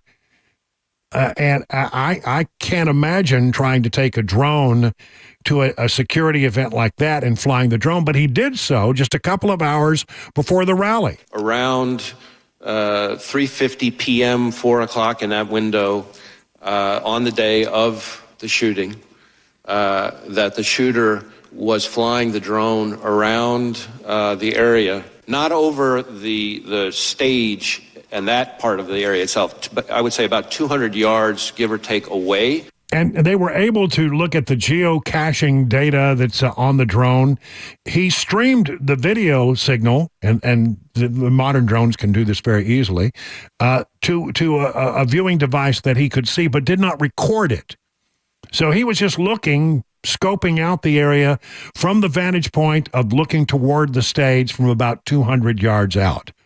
So, he, again, I can't tell you how that surprises me, because I'm telling you, I hardly ever do I go anywhere and fly my drone that people don't walk up and aren't interested in what I'm doing. And certainly the law enforcement would have seen the drone and should have been concerned about it. That is astonishing that they didn't try to track that down a couple of hours beforehand. A lot of other testimony, and I'll get into some of that. Some of the stuff I don't have sound for, but I can tell you what we learned. He did also talk about the national security threat environment. Here in the United States, our most immediate concern is that violent extremists, individuals or small groups, will draw inspiration from the events in the Middle East to carry out attacks against Americans going about their daily lives. So he's still concerned about that. So there you have that. Now, there was also a piece of tape released by Chuck Grassley, and it has to do with, it's a body cam video from one of the local officers there on the scene, who was the first to get on the roof after the shooting. And you hear the conversation. I'll just play a little of this. It's sort of hard to hear, but I've done some work to make it more listenable. You hear the conversation between the Secret Service agent who's trying to get the details down and the local police who were the first to arrive on the scene. So we don't know. So this is the guy that yes, that they sent yes, Beaver County sniper scene and sent the pictures out. This is him. Okay. All right. Rifle's right there, obviously. Got it. So the bike in the back, was he on that bike? We don't know. We don't know. Asking about the bike that was found nearby. Oh, 1 second. I believe the sniper that seen these and sent the pictures is right inside this building. Michelle, is Greg in there? All right, so if you go to that window that's open and yell for Greg, that's the sniper that sent the original pictures and seen him come from the bike and set the book bag down and then lost sight of him. Okay. He's the one that sent the pictures out. I don't know if you got the same ones I did. I think I did, yeah. He's like got his glasses on and he's... Yeah, now they're scrolling through their phones to look at the picture again. With the stuff. And our sniper seen him walking away from that, I believe. Okay. But he would be right inside that window. He's the one that physically seen this, sent the pictures, and called it out. Okay, so, and we have somebody detained, correct? That I don't know. People detained on this side. Right. Our guy that was just up here told me that there's a guy detained who's the owner of the bike. And I said, no, I think that's the owner of the bike. Basically, when I got we've been up here, so we wouldn't know that information. So I mean, they were in the early going. There was a tremendous amount of chaos, misunderstanding. They're trying to put all the pieces together, but it is an interesting piece of footage to look at, and you can find it very easily on the internet. So, what else did we learn here today? Well, actually, I think there was quite a bit of that we learned today. There were. Perhaps I think the most interesting thing I heard was that the FBI Director Christopher Wray said that they found 8 cartridges on the rooftop. In other words, it appeared that the shooter fired 8 shots. And that was in keeping with what I think was the initial reporting. Many people have said, there was a second shooter. Well, we know this, that he shot 8 times because they found 8 cartridges on the roof. And that there were only 10 shots total, and we know that 2 shots came from the sniper. So that pretty much destroys any talk of a second shooter if that information is accurate. And he was, again, very adamant about it. There were 8 cartridges found on the roof, 8 shots fired by the shooter. 2 were from the counter snipers. So, again, you can look at the stuff you see on the internet. I'm telling you what the FBI director said. And you know what? I believe him, because if that weren't true, the local police officers, I don't think, would stand by and say nothing. And they were the first to arrive on the scene. They got there ahead of the Secret Service. All right? So probably that information is pretty accurate. I can't imagine that the FBI director would say something that would be countermanded by the local police if they saw something different. So, again, I know the stuff you're reading, and it's a lot of it is out there, but this is what we have officially from the FBI. And there's good reason to believe that this is accurate information. We know that he purchased the rifle from his father. So his father purchases the rifle legally, and at some point sold it to his son. And both of those transactions are considered legal under the eyes of the law. I told you he searched the JFK assassination, seemed to be interested about that. Director Wray said that the shooter was not on their FBI radar list. They didn't know anything about him before this thing happened. And the ladder, much talk about the ladder. Many questions about the ladder. How did he get on the roof? There was a break in the middle of the hearing because a congressman had to go and vote. And initially he said, we're not sure how he got on the roof, but we didn't find the ladder at the scene or in his car. Now, they do have possession of the ladder, but they didn't find it on the scene or in his car, is what they said. And then later, when they came back, apparently somebody had given him some additional information, and it comports with what we have been told, is that they now believe that he used a piece of equipment. By that, I mean, I think he's talking about an air conditioning unit. He jumped up on that and then was able to climb up with some pipes that are on the side of the building up to the rooftop. It's not a big jump there. You can see this in some of the videos that there is a big air conditioning unit. You jump up to there to a smaller roof, and then from the smaller roof up to the larger roof where he took the shots against Donald Trump. And again, the drone thing baffles me. It completely baffles me. I do not understand it.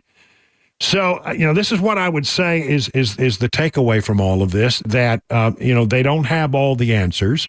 Ray came across as being completely credible and doing his very best to answer questions that the Secret Service director did not answer. But there is one thing that just jumped out, and I haven't seen it in any of the reporting, and I think it's important to understand this. The FBI is not investigating the Secret Service. They are not. Now, of course, they'll talk to Secret Service agents as part of their report and all of that, but it's not their job to investigate what went wrong with the Secret Service. They're only investigating the shooter, and he made that point several times. So who's investigating the Secret Service? Well, there's an internal investigation. The IG of the Department of Homeland Security is conducting an investigation. They're the general counsel of the Secret Service is looking into the matter, and they will do their own internal investigation. But, I mean, really, I'm so glad. On one level, I'm very glad that Congress is asking questions and conducting independent investigations. In fact, it may have happened already today, but one of the things that we heard is that there would be a committee set up in the House, a special committee to investigate this matter that would be separate and apart from these standing committees, and that they would try to get a select committee to go in there and look and see if they can get the answers to this. And that's good. On one hand, I'm very encouraged that Congress is going to be asking questions. And then on the other hand, I'm completely discouraged because watching this hearing today, I just wanted to throw things at the TV at times. Because, look, I mean, there were some people who elicited good information from a guy who had the answers. Here you have the FBI director. He's telling everything that they know. He's sharing the information they have, because there's not going to be any criminal prosecution here. The shooter is dead, right? So he's sharing the information. He's being transparent. And the boneheaded congressman couldn't bring themselves to ask decent questions to elicit the information that you and I want. I'm sorry to say this, on both sides of the aisle, it becomes brazenly apparent that they're just some stupid people in Congress. I mean, they were asking dumb questions that anybody who had followed the news at any level should have been able to get better questions than what they asked. They asked questions that have been answered. They ask questions that are already on the record. They are not doing what they should in the way of due diligence to ask intelligent questions. And so if it's up to Congress to get these answers, I'm not very confident.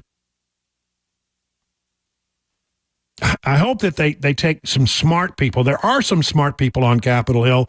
And listen, this doesn't seem to be a partisan issue. It seems to be rather bipartisan in that both sides tend to agree that this is wrong, that it should not have happened, and that they need to get to the bottom of it. I mean, the Democrats, they take their shots where they can, and they want to talk about gun control and all that nutty stuff. But at the end of the day, it seems that both sides really do want to get to the bottom of this, and so a select committee might be helpful if they appoint, intelligent people to the committee. Because I'm telling you, there's some dumbass questions today. Excuse my French, but they were. I'll get it out of my system. Now, listen, we're going to open up the phones later if you have questions. In a minute, Netanyahu on Capitol Hill today. We'll hear a lot of sound from him. It's 21 past the hour.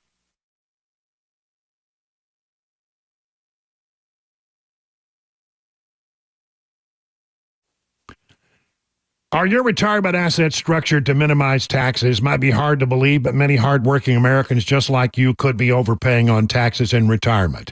You may be taxed on your IRA, your 401k, any other tax-deferred retirement accounts.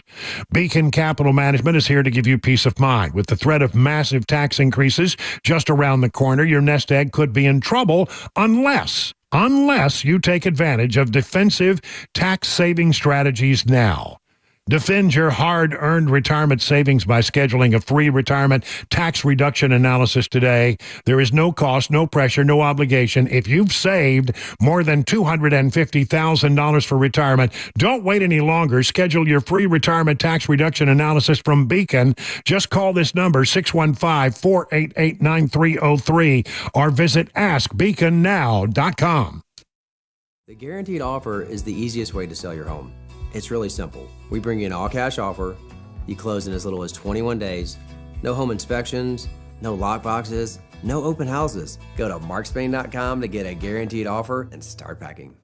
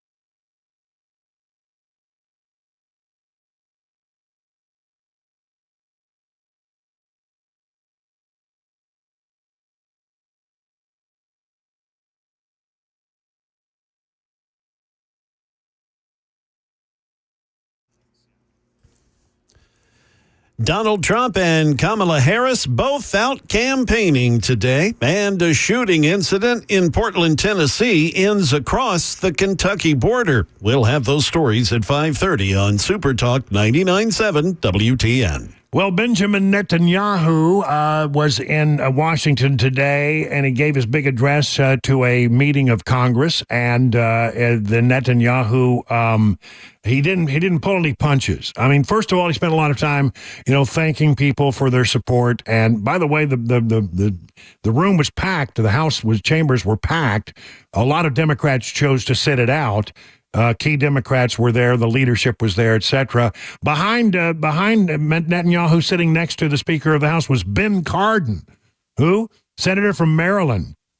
Because Kamala didn't want to be there. She was off speaking to her sorority of some kind of sorority meeting. I don't know what it was about, but she chose not to be there for and to carry out that official duty because she doesn't want to be insulting those on the Democrat side of the equation who are supporting Hamas. By the way, protests in Washington, they were mostly peaceful. They did use a little tear gas or pepper spray at times to keep the crowd under control.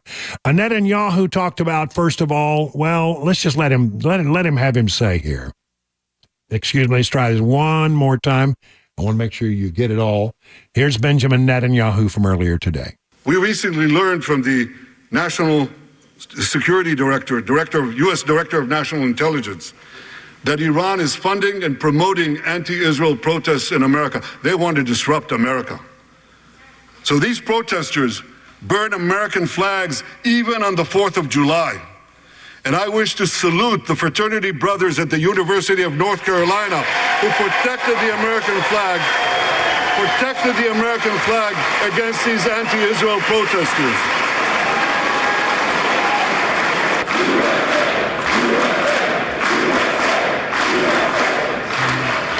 For all we know, Iran is funding the anti-Israel protests that are going on right now outside this building. Not that many, but they're there, and throughout the city. Well, I have a message for these protesters. When the tyrants of Tehran, who hang gays from cranes and murder women for not covering their hair, are praising, promoting, and funding you, you have officially become Iran's useful idiots.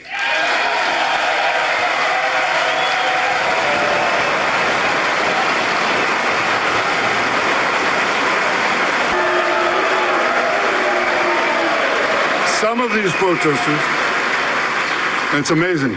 Absolutely. Yeah, well, there you have. That was one of the things he had to say. Then he aimed some criticism at the International Court. Prosecutor of the International Criminal Court has shamefully accused Israel of deliberately starving the people of Gaza. This is utter, complete nonsense. It's a complete fabrication.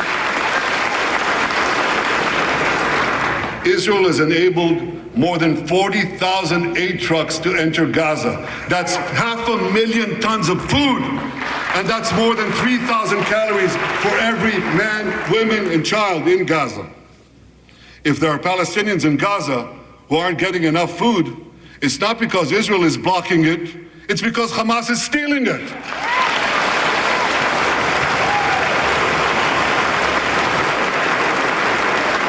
So much for that lie. But here's another.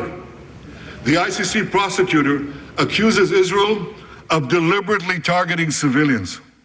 What in God's green earth is he talking about?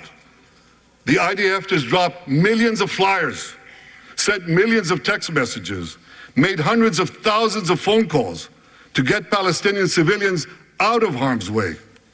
But at the same time, Hamas does everything in its power to put Palestinian civilians in harm's way. They fire rockets from schools, from hospitals, from mosques. They even shoot their own people when they try to leave the war zone.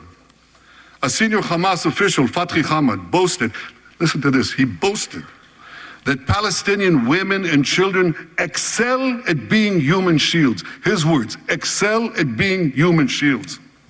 What monstrous evil. For Israel, every civilian death is a tragedy. For Hamas, it's a strategy. They actually want Palestinian civilians to die so that Israel will be smeared in the international media and be pressured to end the war before it's won. This would enable Hamas to survive another day and, as they vowed, to carry out October 7th again and again and again. Well, I want to assure you, no matter what pressure is brought to bear, I will never allow that to happen. Benjamin Netanyahu on Capitol Hill today getting a very warm reception. 5:30 now on Super Talk.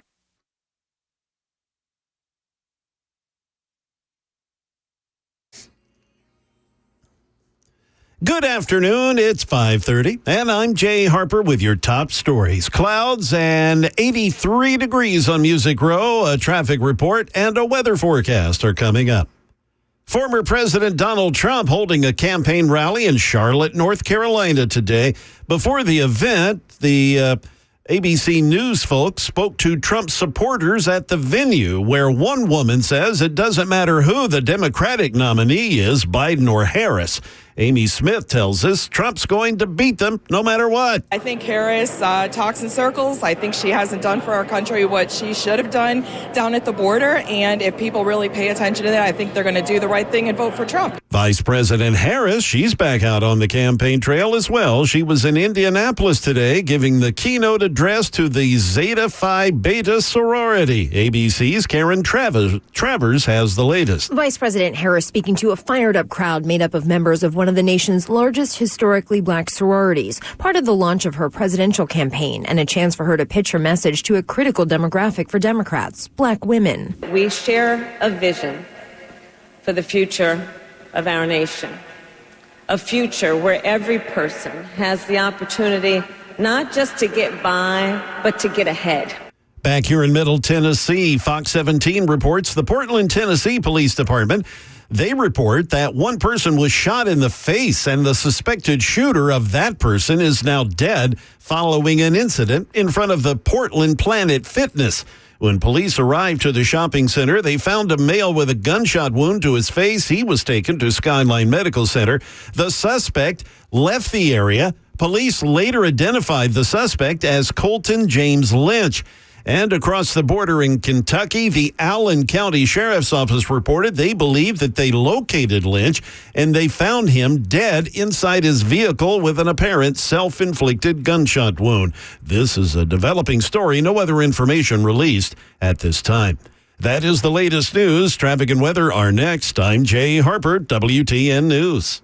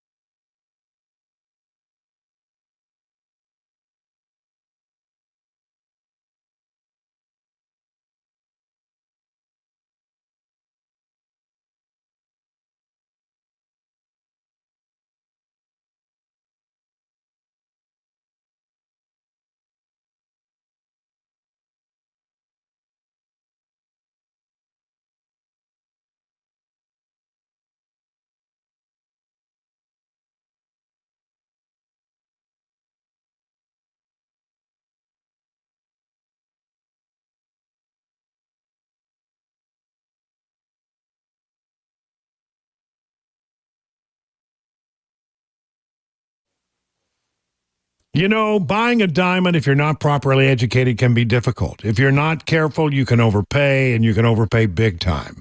Small variations in a diamond's quality specs can make a huge difference in its value, and that's why I recommend Genesis Diamonds. Genesis Diamond Education is second to none. They will teach you the secrets of the industry. They will explain how diamonds are priced on the world market. Their non-commissioned experts will make you a savvy buyer, even if you decide to shop somewhere else. Now, these days, this is so important, especially if you're considering buying a lab-grown diamond. Let Genesis reveal the truth behind this recent trend and show you all the info on how lab-grown diamonds are being overpriced in so many places. You've got to be careful. Bottom line, Genesis is your source for the best information as well as the best value, both for natural and lab-grown diamonds. Now, if you're buying a diamond for the first time or upgrading to a large, rare investment-grade diamond, Genesis will make sure you do not make a mistake. Genesis Diamonds, where the focus is always on honesty, transparency, education, quality, and value. Don't buy a diamond until you learn the ins and outs from Genesis. 2 locations, Green Hills and Cool Springs. The guaranteed offer is the easiest way to sell your home. It's really simple. We bring you an all-cash offer. You close in as little as 21 days. No home inspections, no lock boxes, no open houses. Go to markspain.com to get a guaranteed offer and start packing.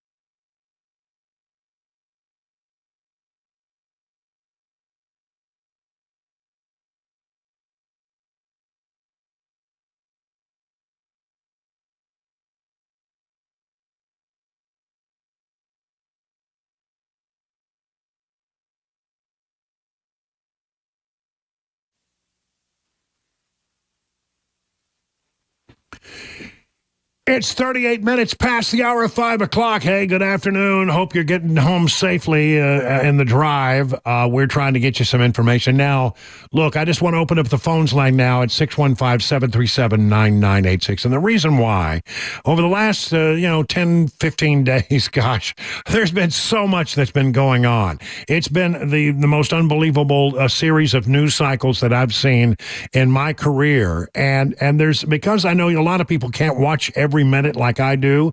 I mean, I try to focus on what's going on around the world because that's my job. But maybe you have a question about the shooting, assassination attempt on Donald Trump. Based on what we heard today from the FBI director, we now have a lot of those answers. Maybe you have some thoughts about the state of political play right now. Now that we have, Joe Biden stepping aside, who, by the way, is going to speak to America tonight from the Oval Office, and we have Kamala Harris in the mix. Maybe you have some questions regard to that. But it just seems like people have a lot of questions, and I want to see what I can do to help you understand as best I can, because I still have questions too. 615-737-9986. We'll start with Pat in Gainesboro. Hello, Pat. You're on with Brian on the drive. Tell me what's on your mind today, Pat. Hey, Brian. Thanks for taking my call. Listen, the gentleman that called earlier said he couldn't understand why a father would give his 20-year-old son, an AR-15. The federal government gave my 18-year-old son his first AR-15 when he was in the Marine Corps. But the point I wanted to make was it is not illegal to possess a firearm, even if you are under the age in which you can purchase it. So it's illegal to purchase a gun at a certain age, but a father can buy a deer rifle and give it to his 13, 14, 15-year-old son. That is not illegal. No, it's not. That is not a crime. Yeah, that's exactly what happened in this case, by the way. FBI director said today that his father had purchased the AR-15 legally and then illegally gave it to his 20-year-old son as a gift. Or no, that his son bought it from him. So it was a legal transaction both times. But he could have also purchased it on his own in most states because the AR-15 is a rifle. It's not a handgun. I got so you. At the age of 18, you can buy a shotgun and a rifle in most of the states in this country. Anyway, all right. Thank you for that, Pat. I really appreciate it, man. Thanks for the call. Again, 615-737-9986. What's on your mind? Let's see if we can get some of this stuff straightened out. Let's go to Jerry in Murfreesboro. What do you think about this, Jerry? What's your thought? Well, Brian, thanks for taking my call. I think that with everything that the Biden administration, as the Democrats have been saying for the last 4 years, I think Trump was meant to die. Now, I haven't seen any proof to say that they were in cahoots with this guy, but I think they let their guard down knowing that somebody was going to go out and kill him, and that's what they wanted. They were basically kind of giving their blessing. What do you think? I don't think that's the case. And I go, here's the thing, and I will tell you, Jerry, I know why these feelings come up. We have a great distrust of government. And by the way, that distrust is very well earned. We've seen things happen. We've seen government weaponized. We've seen the Biden administration turn basically every lever of power within their control into some kind of political weapon. And so, we have come to really distrust government. And I think it's not a bad thing to have a distrust of government, because I don't think government always has our best interests at heart. But I don't think that's the case. As this thing is starting to unfold, and there's still much more to learn, and I reserve the right to change my opinion on this, but right now it just feels like there was, as I think Pete Hegseth said it best an hour or so ago, when he said, you know what, there was incompetence before, during, and after that event. And I think there really is. I hope we get to the bottom of it, but it's beginning to look like massive incompetence. And you know what? You say, how can they be that stupid? Well, you know what? The government is made up of people that is reflective of our population. And quite frankly, there are some very not bright people out there. I think they got maybe a little lackadaisical. I think they got a little sloppy. And I think some of this, at the end of the day, we're going to find out had something to do with the way that Kimberly Cheadle was running the Secret Service that was different than anything that had been done before. I don't think she was focused on the things that she should have been focused on, which is the security of her protectees. I think she was under a lot of pressure from the Biden administration to make the Secret Service a different kind of agency than it has been in the past. And by doing so, I think we're going to find over the course of time, in the fullness of time, we're going to learn that they were very much, trying to make it more woke. And well, that's not what their mission was. I think they lost sight of their mission. And so I get what you're saying. I hear why you say it. And we are right to be skeptical of our government, but I don't think that they intended for this to happen. I think they just got sloppy and they weren't focused on their true mission. But that's me. Ray at Silver Point, what do you think? You're up next on The Drive. Hey, Brian. Thanks for taking my call. You bet. First off, I did not get to watch it all with Ray today, but that Congressman, Hank Johnson, the one who thinks Guam's going to tip over. Yeah. I don't even know what to say. Second of all, I do not trust the FBI. You know how you're saying that they said there was 8 shells on the roof, I don't trust the word they say. Maybe there was, maybe there wasn't. Understand this though. On that point, Ray, I got to stop you there for this one thing. The first people on the scene where the shooter was killed, we now know, were local police. The local sharpshooting team got there first.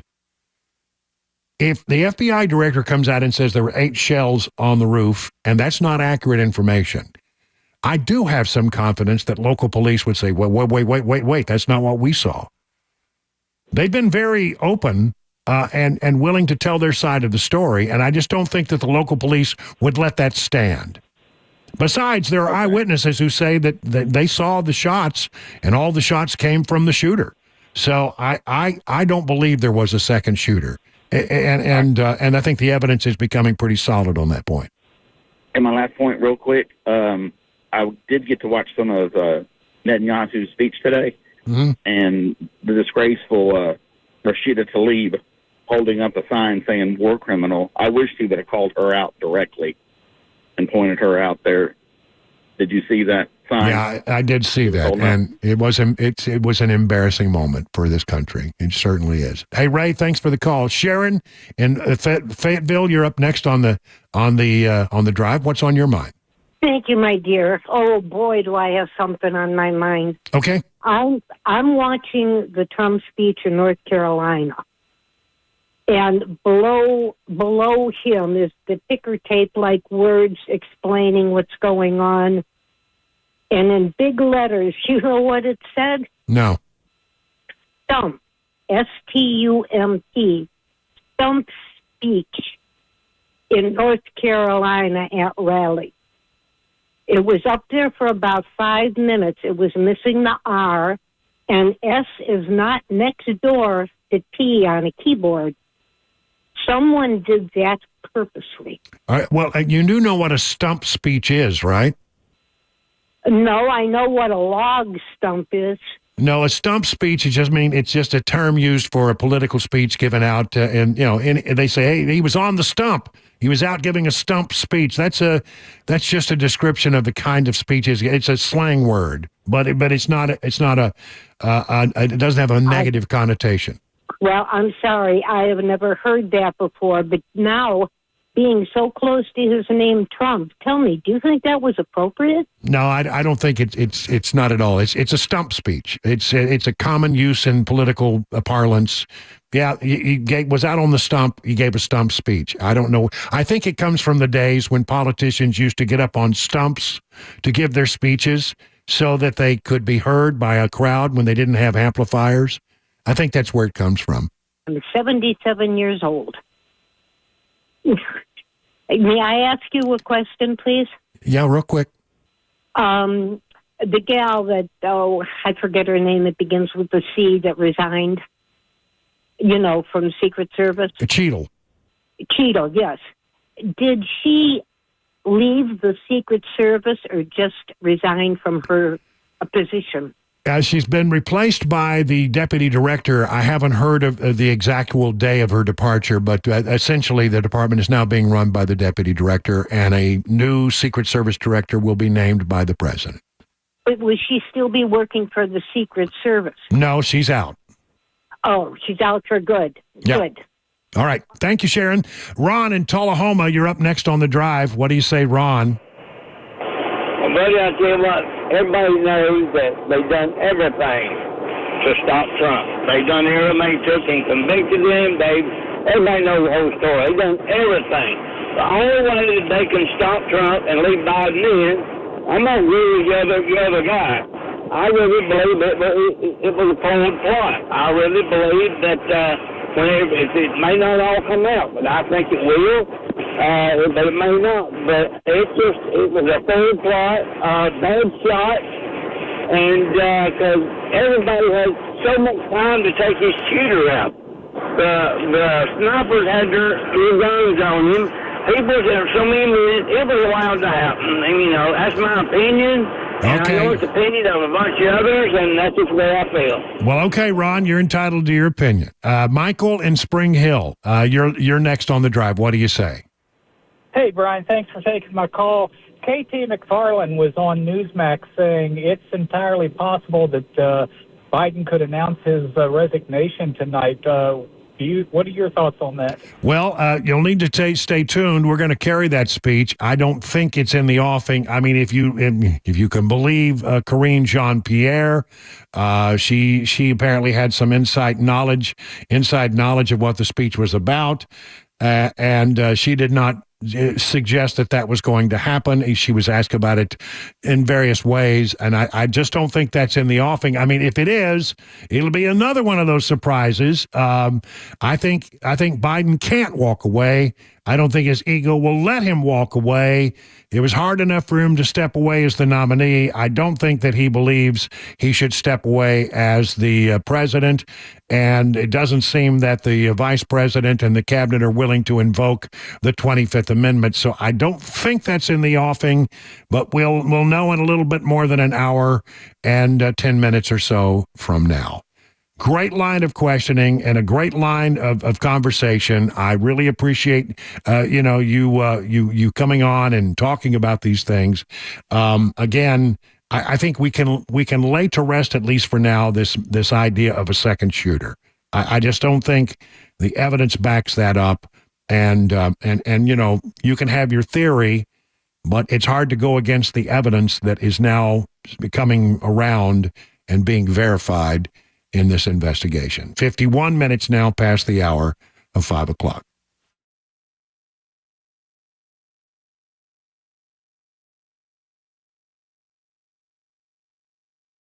There's a lot of diagnoses out there and a lot of pills for everything, but not all diagnoses are accurate and not all pills are good for you. When you get a diagnosis for European auto repair, maybe you should get a second opinion before you make a major decision. Eurofix is the home for second opinions. I mean, don't spend hundreds or even thousands of dollars on a European vehicle repair from a diagnosis you got somewhere else. Go to Eurofix. It might save your vehicle's life, could save you a ton of money. At Eurofix, you'll get a free 15-minute no-wrench inspection with an estimate at every visit, no high-pressure sales tactics. At Eurofix, you'll get a 3-year nationwide warranty and a free loaner car with every repair appointment. At Eurofix, you never pay dealer prices, never. Franklin, 100 Oaks, Murfreesboro, Belmead, and now their newest facility in Mount Juliet, right across from the Dairy Queen. Call 844-EUROFIX or visit myEurofix.com and tell them your friend and radio buddy Brian Wilson sent you. Hey, it's Dan Mandis, and I am so glad that California Closets has fixed my closet catastrophe. After exact measuring and planning, they came over and got to work. Yeah, once it was all plotted out on their 3D CAD system, the pieces are measured, cut, and precisely installed into my space. It was clean, fast, and professional, and above all, my new closets look and function great. Now, this was my dormer, and now this is my new dormer thanks to California Closets. Look at all of this added space for shirts and shoes, you name it, and it is cut so precisely, simply amazing. And my old closet that has now been reborn as the ultimate in style and functionability, making the best use of the space that I had. They can work on just about anything: bedrooms, garages, home offices, closets, pantries, and so much more. Find them online, CaliforniaClosets.com, and see what they can do for you. You can schedule a free design consultation. Mention my name, CaliforniaClosets.com.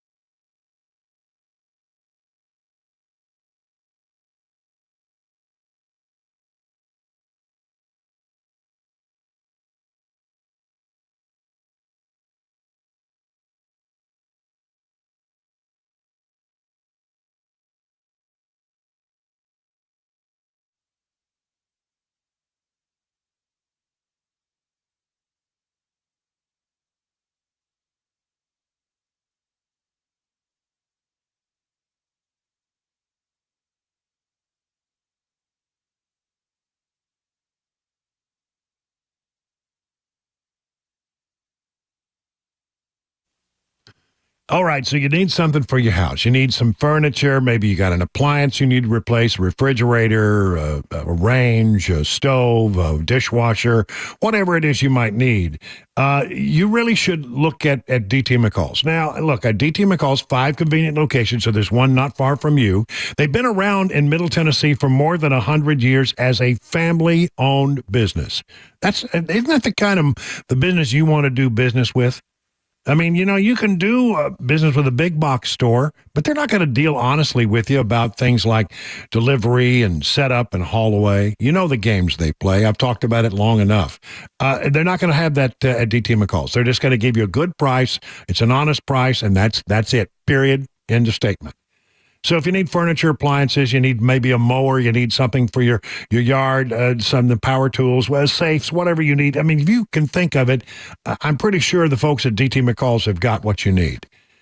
And so, again, whenever possible, they do business with companies that do business and make their products in Middle Tennessee. That's what you want, right? Keep your dollars local. 5 convenient locations. Find out where they are by going to their website, dtmccalls.com.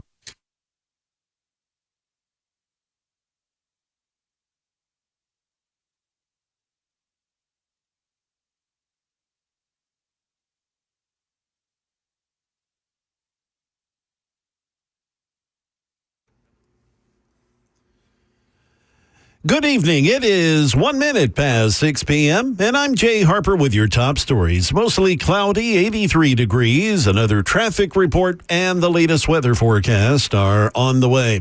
In a speech to a joint meeting of the House and Senate, which was boycotted by some, Israel's Prime Minister Benjamin Netanyahu, he thanked American lawmakers for their support of his country's fight against Hamas. ABC's Stephen Portnoy has more. The Israeli Prime Minister pointed to the gallery where multi-ethnic heroes of the IDF and families of Hamas hostages were sitting. Benjamin Netanyahu told American lawmakers that protesters of Israel's war on Hamas should be ashamed of themselves. Some of these protesters hold up signs proclaiming gays for Gaza. They might as well hold up signs saying chickens for KFC. Michigan Democrat Rashida Tlaib held up a sign which read war criminal. The official process for confirming the Democratic presidential nominee could begin in about a week. ABC's Soreen Shah, she reports from Washington. The DNC Rules Committee voted overwhelmingly to adopt a plan letting them start virtual nomination as early as August 1st. DNC Chair Jamie Harrison said many wondered what VP Harris's support from a majority of delegates means. Delegates are free to support who they choose, and we are glad that they are engaging in this important moment in history. If other candidates want to get in the race, they have until July 27th. Former President Donald Trump holding a campaign rally in Charlotte, North Carolina today. Before the event, ABC News spoke to Trump supporter Amy Smith at the venue, where she says it doesn't matter who the Democrats put up for president, either Biden or Harris. Smith tells us that Trump, she thinks, is going to beat them no matter what. And to her, the number one issue this election is immigration. I think the illegals that are coming into our country and then just basic core American values. I think our current politicians do not speak for us as American people. I think that they are very disillusioned, very out of touch with everyday working class Americans. It was a down day for some stocks today. Sell-off on the on the S&P 500 along with the NASDAQ, and those indices ending as much as 3% lower. The slide was thanks to disappointing earnings in the tech sector. And Art Hogan, chief market strategist at B. Riley Wealth, says that much of the blame lies with Tesla. You have Tesla shares that are down about 11%. It's worst day since January 25th of this year, and that was on weaker than expected results. And finally, a quick programming note. We're going to be airing President Biden's address from the Oval Office this evening here in about an hour. That will be immediately following The Drive with Brian Wilson. Again, that's tonight at 7 on Super Talk. That is the latest news, traffic, and weather. There next. I'm Jay Harper, WTN News. Hey, it's Dan Mandis, and I am so glad that California Closets has fixed my closet catastrophe. After exact measuring and planning, they came over and got to work. Yeah, once it was all plotted out on their 3D CAD system, the pieces are measured, cut, and precisely installed into my space. It was clean, fast, and professional, and above all, my new closets look and function great. Now, this was my dormer, and now this is my new dormer thanks to California Closets. Look at all of this added space for shirts and shoes, you name it, and it is cut so precisely, simply amazing. And my old closet that has now been reborn as the ultimate in style and functionability, making the best use of the space that I had. They can work on just about anything: bedrooms, garages, home offices, closets, pantries, and so much more. Find them online, CaliforniaClosets.com, and see what they can do for you. You can schedule a free design consultation. Mention my name, CaliforniaClosets.com.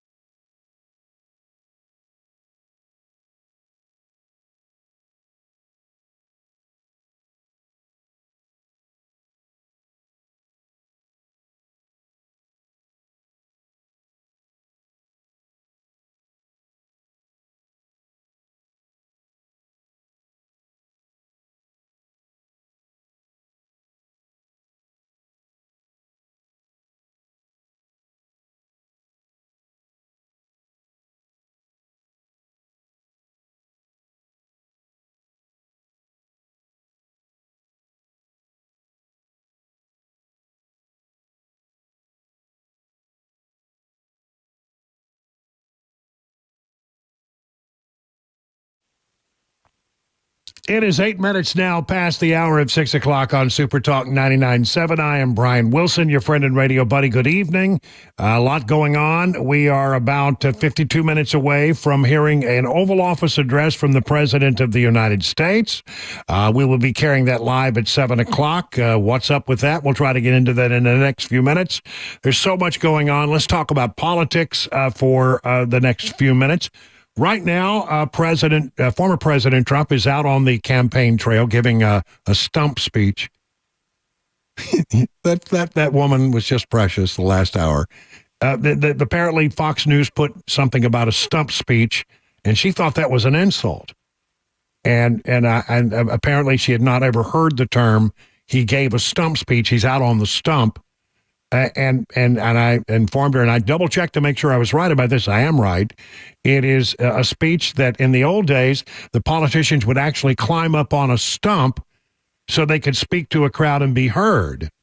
And so it became known as a stump speech, and later it came to mean sort of like a speech that you give over and over and over again when you go from place to place to place and you're running for political office. It became a stump speech. It is a slang term, but not a derisive term. There's no negative connotation to it, as best I can determine. So anyway, all is well, then. All is well. Yeah. It's okay. All right. Anyway, he's giving a stump speech right now. Let's listen in a little bit of it. Very sharp. They're at the top of their game. Our guy was not at the top, and this one is just, she never could be. By the way, lousy student, failed her law exams. Did you know that she couldn't pass her bar? She couldn't pass her bar exams. Okay, does anyone know that? They're not going to do. They say that on NBC News. Ladies and gentlemen, we have breaking news. Kamala Harris could not pass her bar exams. But she's going to be a great president, right? No, she couldn't pass her bar exam. She couldn't pass anything. She couldn't pass everything. She couldn't pass anything. But just think of this. These countries, and if I were the head of one of the countries, I would be worse than any of them. I mean, some of them actually have half of their prison population still. I wouldn't have any. Richard wouldn't have any. You and I would, our country would be the safest country. Every criminal would be in the United States of America. I can tell Richard Childress.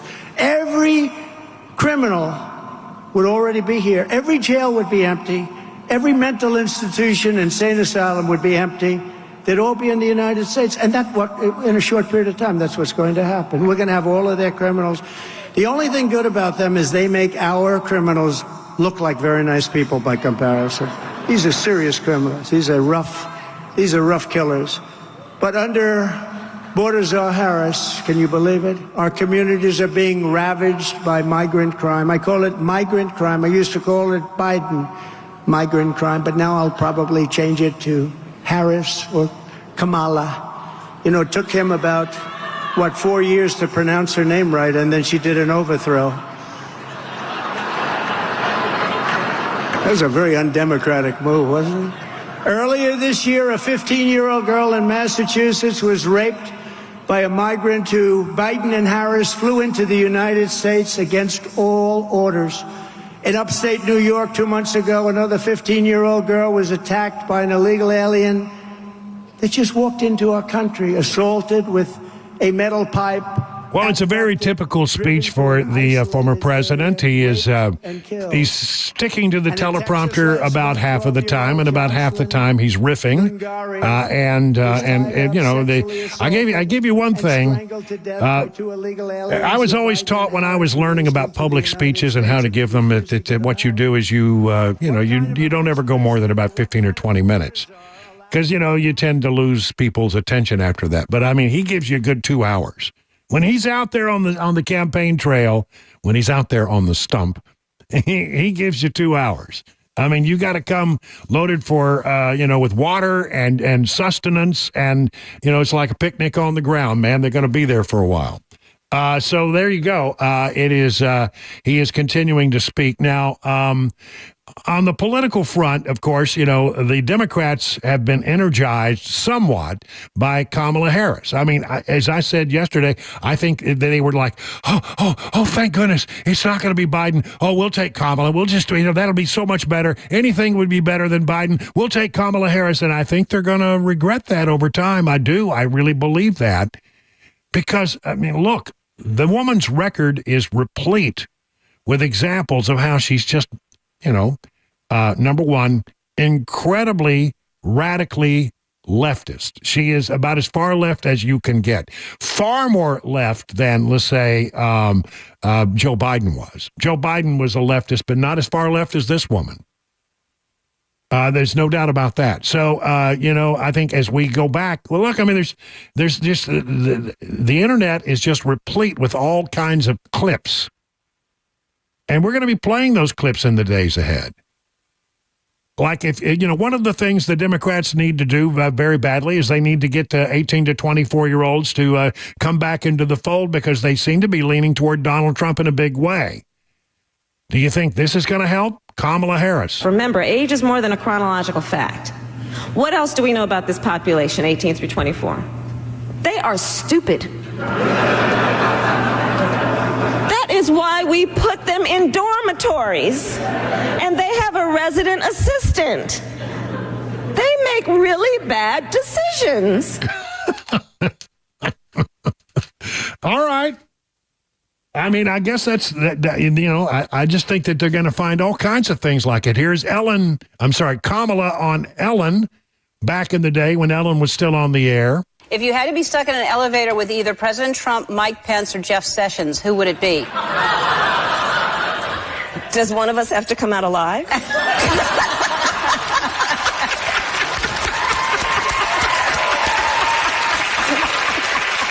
By the way, the cackling, which is out there. I mean, she seems to, somebody finally got a hold of her and said, don't cackle as much. And she's not. She's sticking to the teleprompter. She is showing some discipline with that regard. And she's not cackling. But that doesn't mean that there's not a lot of stuff out there. For example, the Trump campaign has put together an internet ad in which they sort of attack. I guess I'm going to have to start changing the way I pronounce her name. I've always said Kamala, right? I thought that's what everyone said in the beginning, and then we were corrected and said, no, it's not Kamala, it's Kamala. Well, I'm too old to change my way. Kamala, they got a new ad out against Kamala in which they go through her record. I mean, she's extremely liberal. I mean, she is way out of mainstream thought. If you thought Joe Biden was radical, just wait until you get to know Kamala Harris. She's dangerously liberal. I am Kamala Harris. My pronouns are she and her. You know, for far too long, the status quo thinking has been to believe that by putting more police on the street, you're going to have more safety. And that's just wrong. We're confident this border's secure.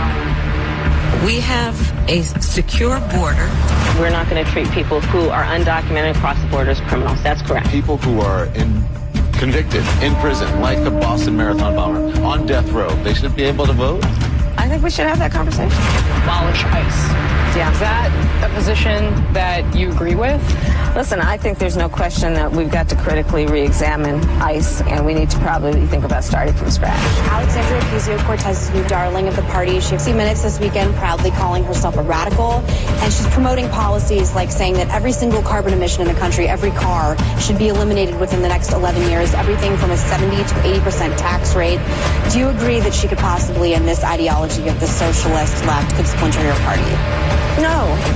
I think that's fantastic.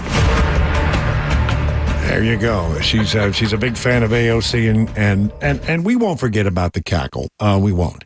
She said Kamala in that ad. She introduced herself as I'm Kamala Harris. I guess she would be the authority on that, right? She's the ultimate authority. So on all you people who say I'm pronouncing it wrong, I'm sticking with my initial pronunciation, Kamala.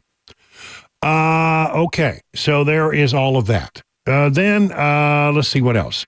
Democrats are not very democratic. They basically have negated 14 million votes of people who voted for Joe Biden, and she has secured the nomination without one person casting a vote. And now comes this: a panel of Democrat stalwarts. That's a good word. Will meet Wednesday to complete a rule change to allow Vice President Kamala Harris to accept her party's nomination for president weeks in advance of the party convention in Chicago. They want this all bundled up in a nice big red bow before they get to Chicago, because the last thing they want is a floor fight by people who disagree with what has happened. The virtual roll call will take place the first week of August and formalize the result of a remarkable 32-hour blitz in which Harris won the support of a majority of delegates without a single challenger emerging. President Joe Biden threw his support behind the vice president shortly after announcing he would no longer seek the nomination, despite winning 99% of the pledged delegates to the convention, which begins on August 19th. So August 1st, they'll seal the deal. They will ram this through. And that is not democratic at all. The people who came out and voted for Joe Biden have basically just had their votes negated. Now, the idea of this virtual roll call emerged in May in order to make sure the Democrat ticket will get on the ballot in several states with early filing deadlines. The main one was August 7th in Ohio. But now we're being told that that's not necessary by the people in Ohio, that they have made the change so that is not required. So they're doing it simply because they want everybody to get to Chicago and sing Kumbaya. And that's what this is all about. Poll numbers very quickly in the time that I have left. CNN two-way, Trump-Harris. Trump leads by 3. The Economist in a 5-way matchup, which includes RFK, Stein, and West. Trump by 3. In Pennsylvania, a two-way poll here, a local poll done in the state of Pennsylvania, ends if it is Harris versus Trump in Pennsylvania, Trump would win by 2 if the election were held today. So really, honestly, the general election numbers haven't changed that much. What we'll be telling in the days ahead are numbers like we're seeing in this Pennsylvania poll. We need to know what's going on in the battlegrounds. It is 20 minutes now past the hour. Hey, what's up, guys? This is Matt Murphy for Members Nutrition. I want to tell you about the Members Nutrition difference, and I want to encourage you to go over to the Members Nutrition website. Number one, they believe at Members Nutrition that they can sell vitamins and supplements at a lower cost point, and they're doing it every single day at membersnutrition.com. Number two, they want to make these products right here in the United States of America, not from some overseas company, and they do that every single day. I encourage you to go to membersnutrition.com. You'll get 50% off your purchase price at checkout. You don't have to put in any codes. Just go to membersnutrition.com. Once again, membersnutrition.com.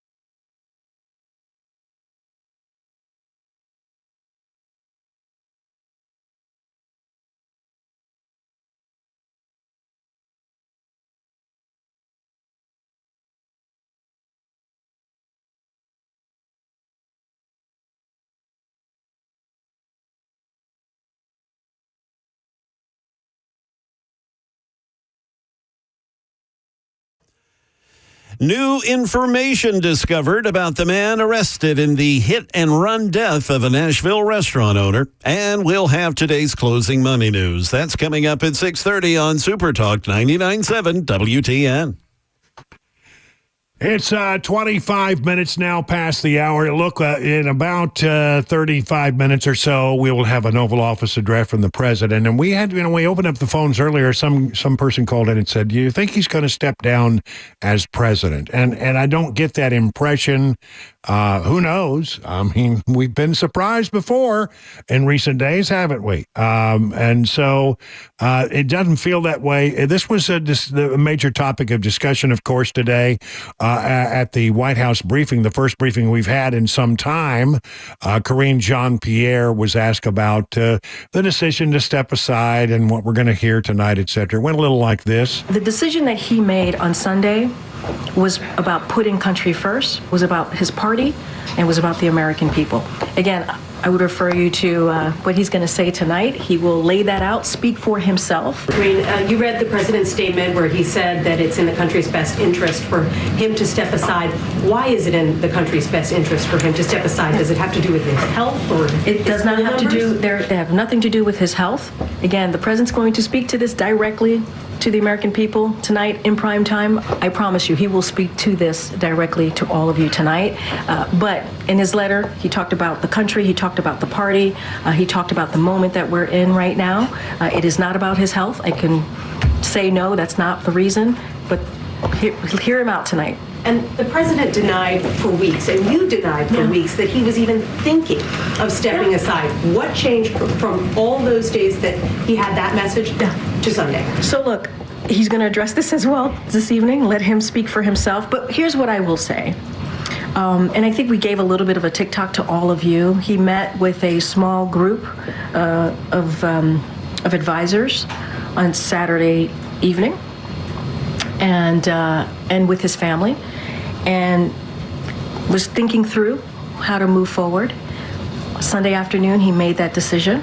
It was in a very short period of time, as you can imagine. And then at 1:45, he got on the phone with some of his assistants to the president, some advisors. He let them know, and then minutes later, a letter went out. So it was in a very short period of time that the president was able to think about this and make a decision. There you go. I mean, that's her take on it. And so, we're going to hear what the president has to say. Look, I think it's going to be a very political speech. I think he's going to take advantage of the fact that there is interest. And you're not supposed to make political speeches from the Oval Office. That's sort of the unwritten rule. But of course, everything that happens in Washington is political to some degree. It would be really inappropriate for him to use the Oval Office to go after Donald Trump. So I think what he's going to try to say is probably something along the lines of, this is my thinking. This is why I did it. I know you must be confused, but it became very clear to me that I needed to step aside and focus on the office of the presidency. And then he will start to lay out, he'll do a pivot, and he'll start to lay out all of the things that he wants to accomplish with the time he has remaining. And let me just tell you, as someone who covered Washington for 31 years, he's not going to accomplish any of it. Zero, goose egg, none. And you know why? Because anything he wants is never going to be passed by the House of Representatives, which is controlled by Republicans. Anything that the Democrats want, they can make a bunch of noise and they'll try to make political hay out of it. Look, we're for this and we want to do this for you, but those mean old Democrats stand in our way. They're not going to give him anything. Nothing happens, this close to an election in Congress, especially one that's divided. So anything that the Republicans want, the Democrats are going to shoot down over in the Senate. Anything that the Democrats want, the Republicans in the House are going to shoot down. It's going nowhere. And that was pretty much decided a long time ago with the outcome of the last election. When you have divided government, you are basically voting for gridlock, and especially in an election year, nothing is going to happen. No major initiative. You're going to make a lot of noise. You probably talk about guns. and how he very much wants to get some kind of assault rifle ban. That'll come up, I guarantee you, but none of that is going to happen. So this is probably a lot of sound and fury that signifies not much. And quite frankly, if he does use it to get political, it is crass politics at its worst. Using the Oval Office to promote your political opponents, go after your political opponent, is just incorrect. It's just wrong. It's not the way it should be done. There should be a delineation between what is said in the Oval Office and what is said when you're out on the campaign trail. So, then we'll get our first look at whether or not he's recovered at all from looking very, very weak just the other day. Time for the news at 6:30.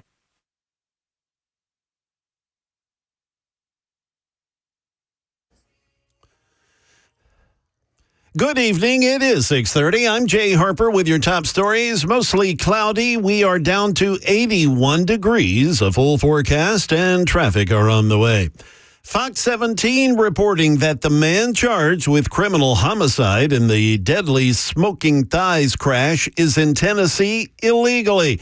According to the U.S. Immigration and Customs Enforcement, Ulysses Ragos Martinez is an illegal immigrant from Mexico.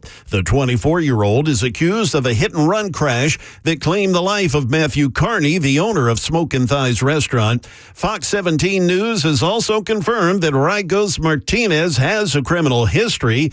As recently as this past March, Judge Tim Todd was accused of dismissing 3 charges against Ragos Martinez during a preliminary hearing. Now let's turn to today's closing money news. We'll do it with Daria Albinger. From ABC News, Wall Street now. Just don't do it. Don't look at your 401k statement because you're probably not going to like what you see after stocks went into a mid-week freefall.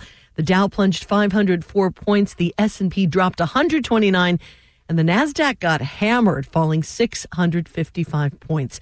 Can you hear the bears sniffing around? Drops in big tech led the way for the market's worst losses since 2022. Tesla tumbled after the EV maker said its profit for the spring was off by 45%. And Alphabet fell a day after reporting better than expected earnings. Now, critics have been saying those stocks and other tech giant stocks are too expensive after they soared most of the year. Production stopped at a GM plant in Missouri that makes trucks and vans because of a strike at a company that supplies seats for the vehicles. About 480 workers at Lear Corporation walked off the job Sunday. That is the latest news. Traffic and weather are next. I'm Jay Harper, WTN News.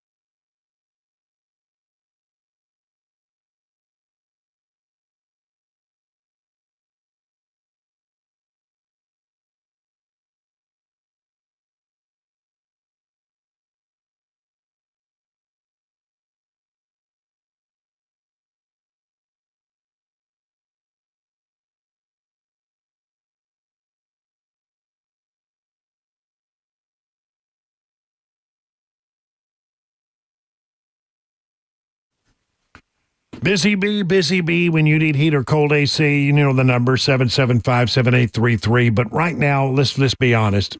What you're really worried about is making sure that air conditioner is getting the job done. In the dog days of summer, you got to make sure that you've got that air conditioning working at peak efficiency. If you got a problem, call them right now. They'll waive the dispatch fee if you do any repair work. And by the way, if you need to buy a new AC unit, you will qualify to enter a free 3-day beach vacation giveaway to Savannah, Georgia in August, valued at $3,000. Busy Bee will take care of the gas, the lodging, and 2 meals a day. They'll announce the winner on Facebook Live. Only clients who have purchased a new air conditioning unit in July are eligible to enter the drawing, and there's only one winner. Now, here's the other thing. You might want to become a member of the Beehive Club. I think it's a good idea. You know what that's all about. I talk about it all the time. But if you buy a Beehive membership in the month of July, then you get to give a free yearly Beehive membership to someone in your neighborhood. Free. The free membership must go to a family that lives near you in your neighborhood. You got a big project, big HVAC project, 0% financing for 18 months available with approved credit. Plumbing, 0 for 72 months with approved credit. They are your official Rude Pro partner. Here's the number, 615-775-7833. Learn more at BusyBeeHVAC.com. Hey, it's Dan Mandis, and I am so glad that California Closets has fixed my closet catastrophe. After exact measuring and planning, they came over and got to work. Yeah, once it was all plotted out on their 3D CAD system, the pieces are measured, cut, and precisely installed into my space. It was clean, fast, and professional, and above all, my new closets look and function great. Now, this was my dormer, and now this is my new dormer thanks to California Closets. Look at all of this added space for shirts and shoes, you name it, and it is cut so precisely, simply amazing. And my old closet that has now been reborn as the ultimate in style and functionability, making the best use of the space that I had. They can work on just about anything: bedrooms, garages, home offices, closets, pantries, and so much more. Find them online, CaliforniaClosets.com, and see what they can do for you. You can schedule a free design consultation. Mention my name, CaliforniaClosets.com.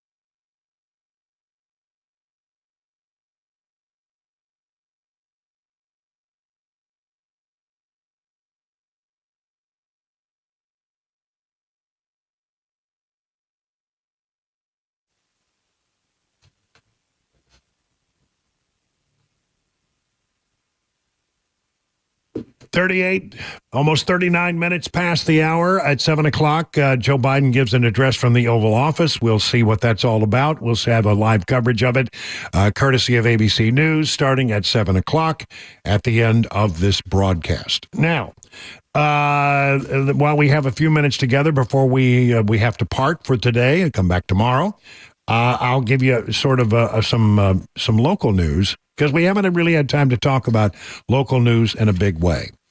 When will Trump be in Nashville? Turns out Saturday. Trump is expected to speak at the Bitcoin conference on Saturday, July 27th at 2 p.m. He's also expected to host a VIP reception after giving his speech that people can attend.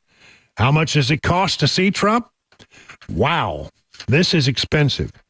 Passes for Bitcoin 2024. That's the thing he's going to be speaking at. Took a jump recently. The VIP Whale Pass tickets for the 3-day conference went from basically $11,000 to $21,000 per person. Good grief. Yeah, that's for the big VIP Whale Pass.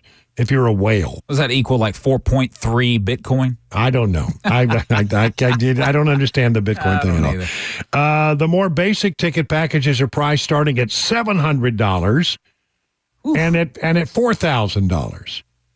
And by the way, you get a 21% discount if you pay with Bitcoin. Okay. Well, I have to figure out how to get Bitcoin first, though. If you want to go to the VIP reception, be ready to sell a property or take out a hefty loan. The cost for the after events starts at $60,000 for $844,600.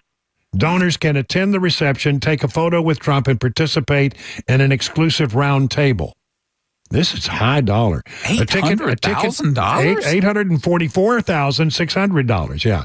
A ticket for the photo op and reception cost at $60,000 per person or $100,000 per couple.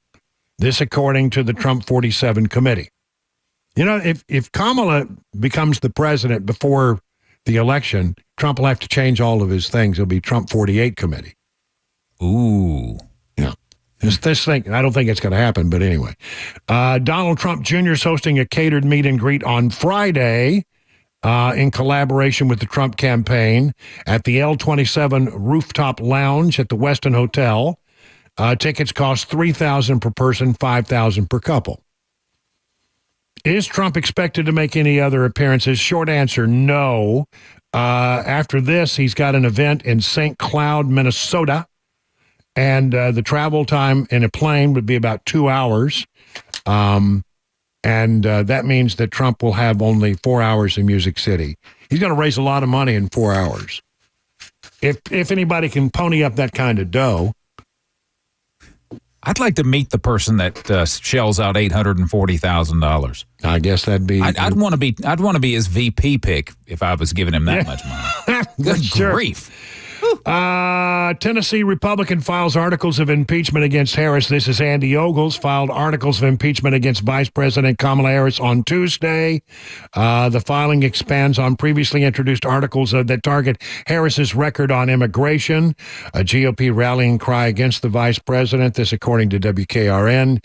He adds a second article in the new filing which claims Harris covered up President Biden's mental well-being, constituting a breach of public trust. I mean, Andy, okay, I know you feel passionately about this, but it ain't going anywhere, and you know it. It's one of those things that politicians do to grab a little attention. So, again, it has been filed, but because anybody can file anything anytime.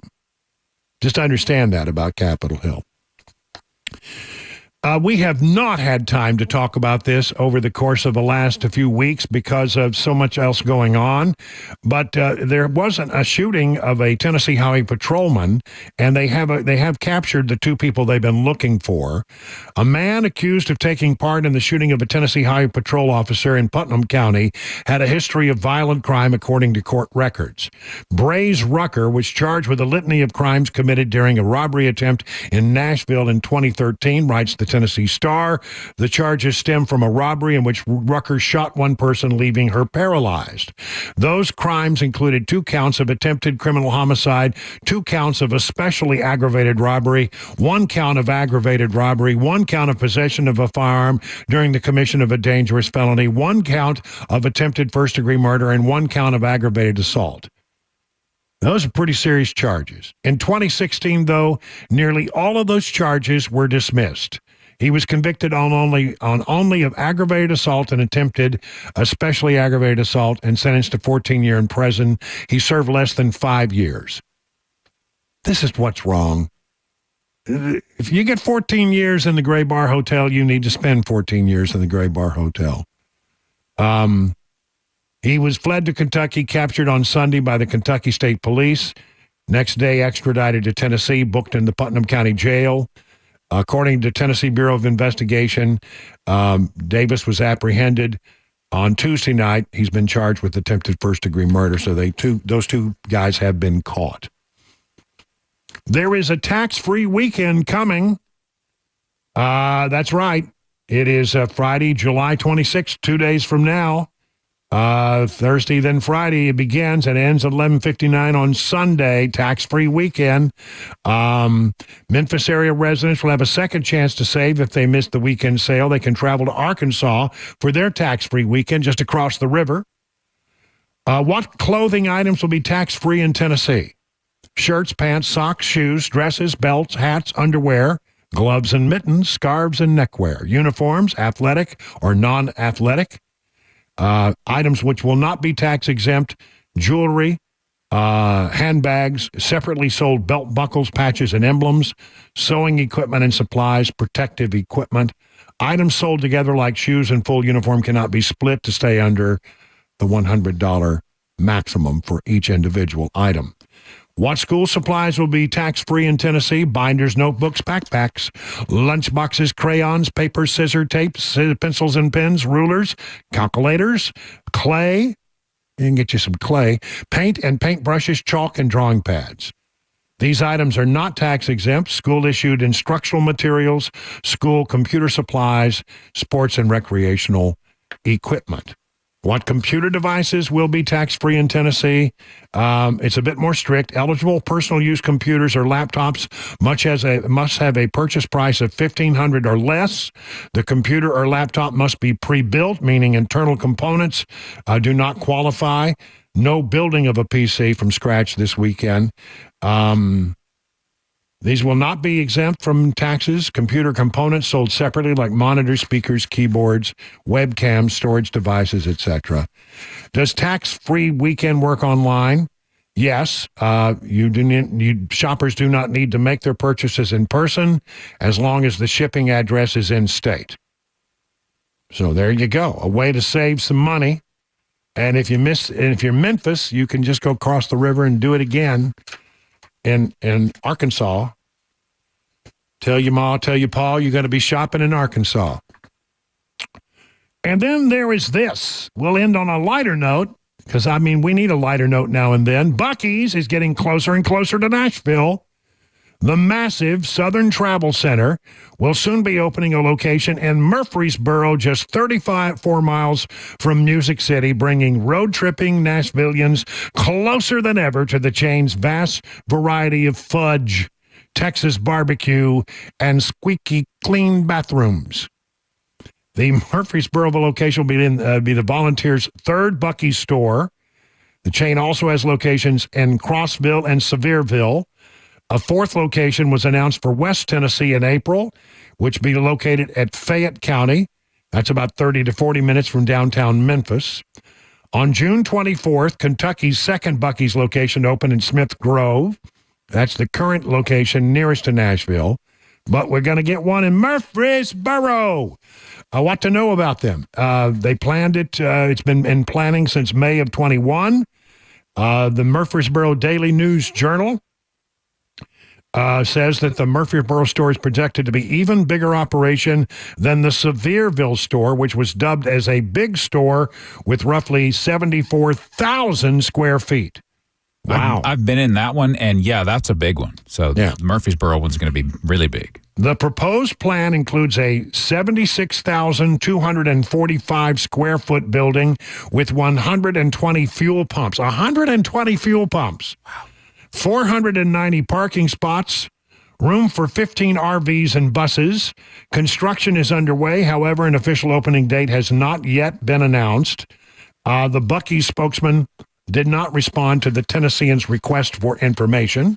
They didn't want to get into it. They were too busy chopping brisket. I guess they are. I'm telling you. And boy, that brisket is good. Mm-hmm. Per previous reports, the Murfreesboro store is set to open off I-24 and Joe B. Jackson Parkway. Since its founding in 1982, stopping by Buc-ee's has become a tradition for weary road trippers looking to stretch their legs inside the massive travel center. Sometimes Buc-ee is not simply a stop on the drive, but the destination itself. Travelers come from far and wide to gaze in amazement at the infinite selection of snacks, which includes popcorn, fudge, barbecue brisket, breakfast tacos, and a floor-to-ceiling racks of sugary confections and more. Besides the seemingly endless row of gas station sustenance, another appeal of the giant travel center is its pristine bathrooms. While most gas station bathrooms make you second-guess if you really need to go, Buc-ee's bathrooms are inviting, and most importantly, they are really clean. Well, there you go. It's coming. It's coming to Murfreesboro. Hey, listen, stay tuned for the president's address. That wraps it up for me at 6:50 on Super Talk 99.7.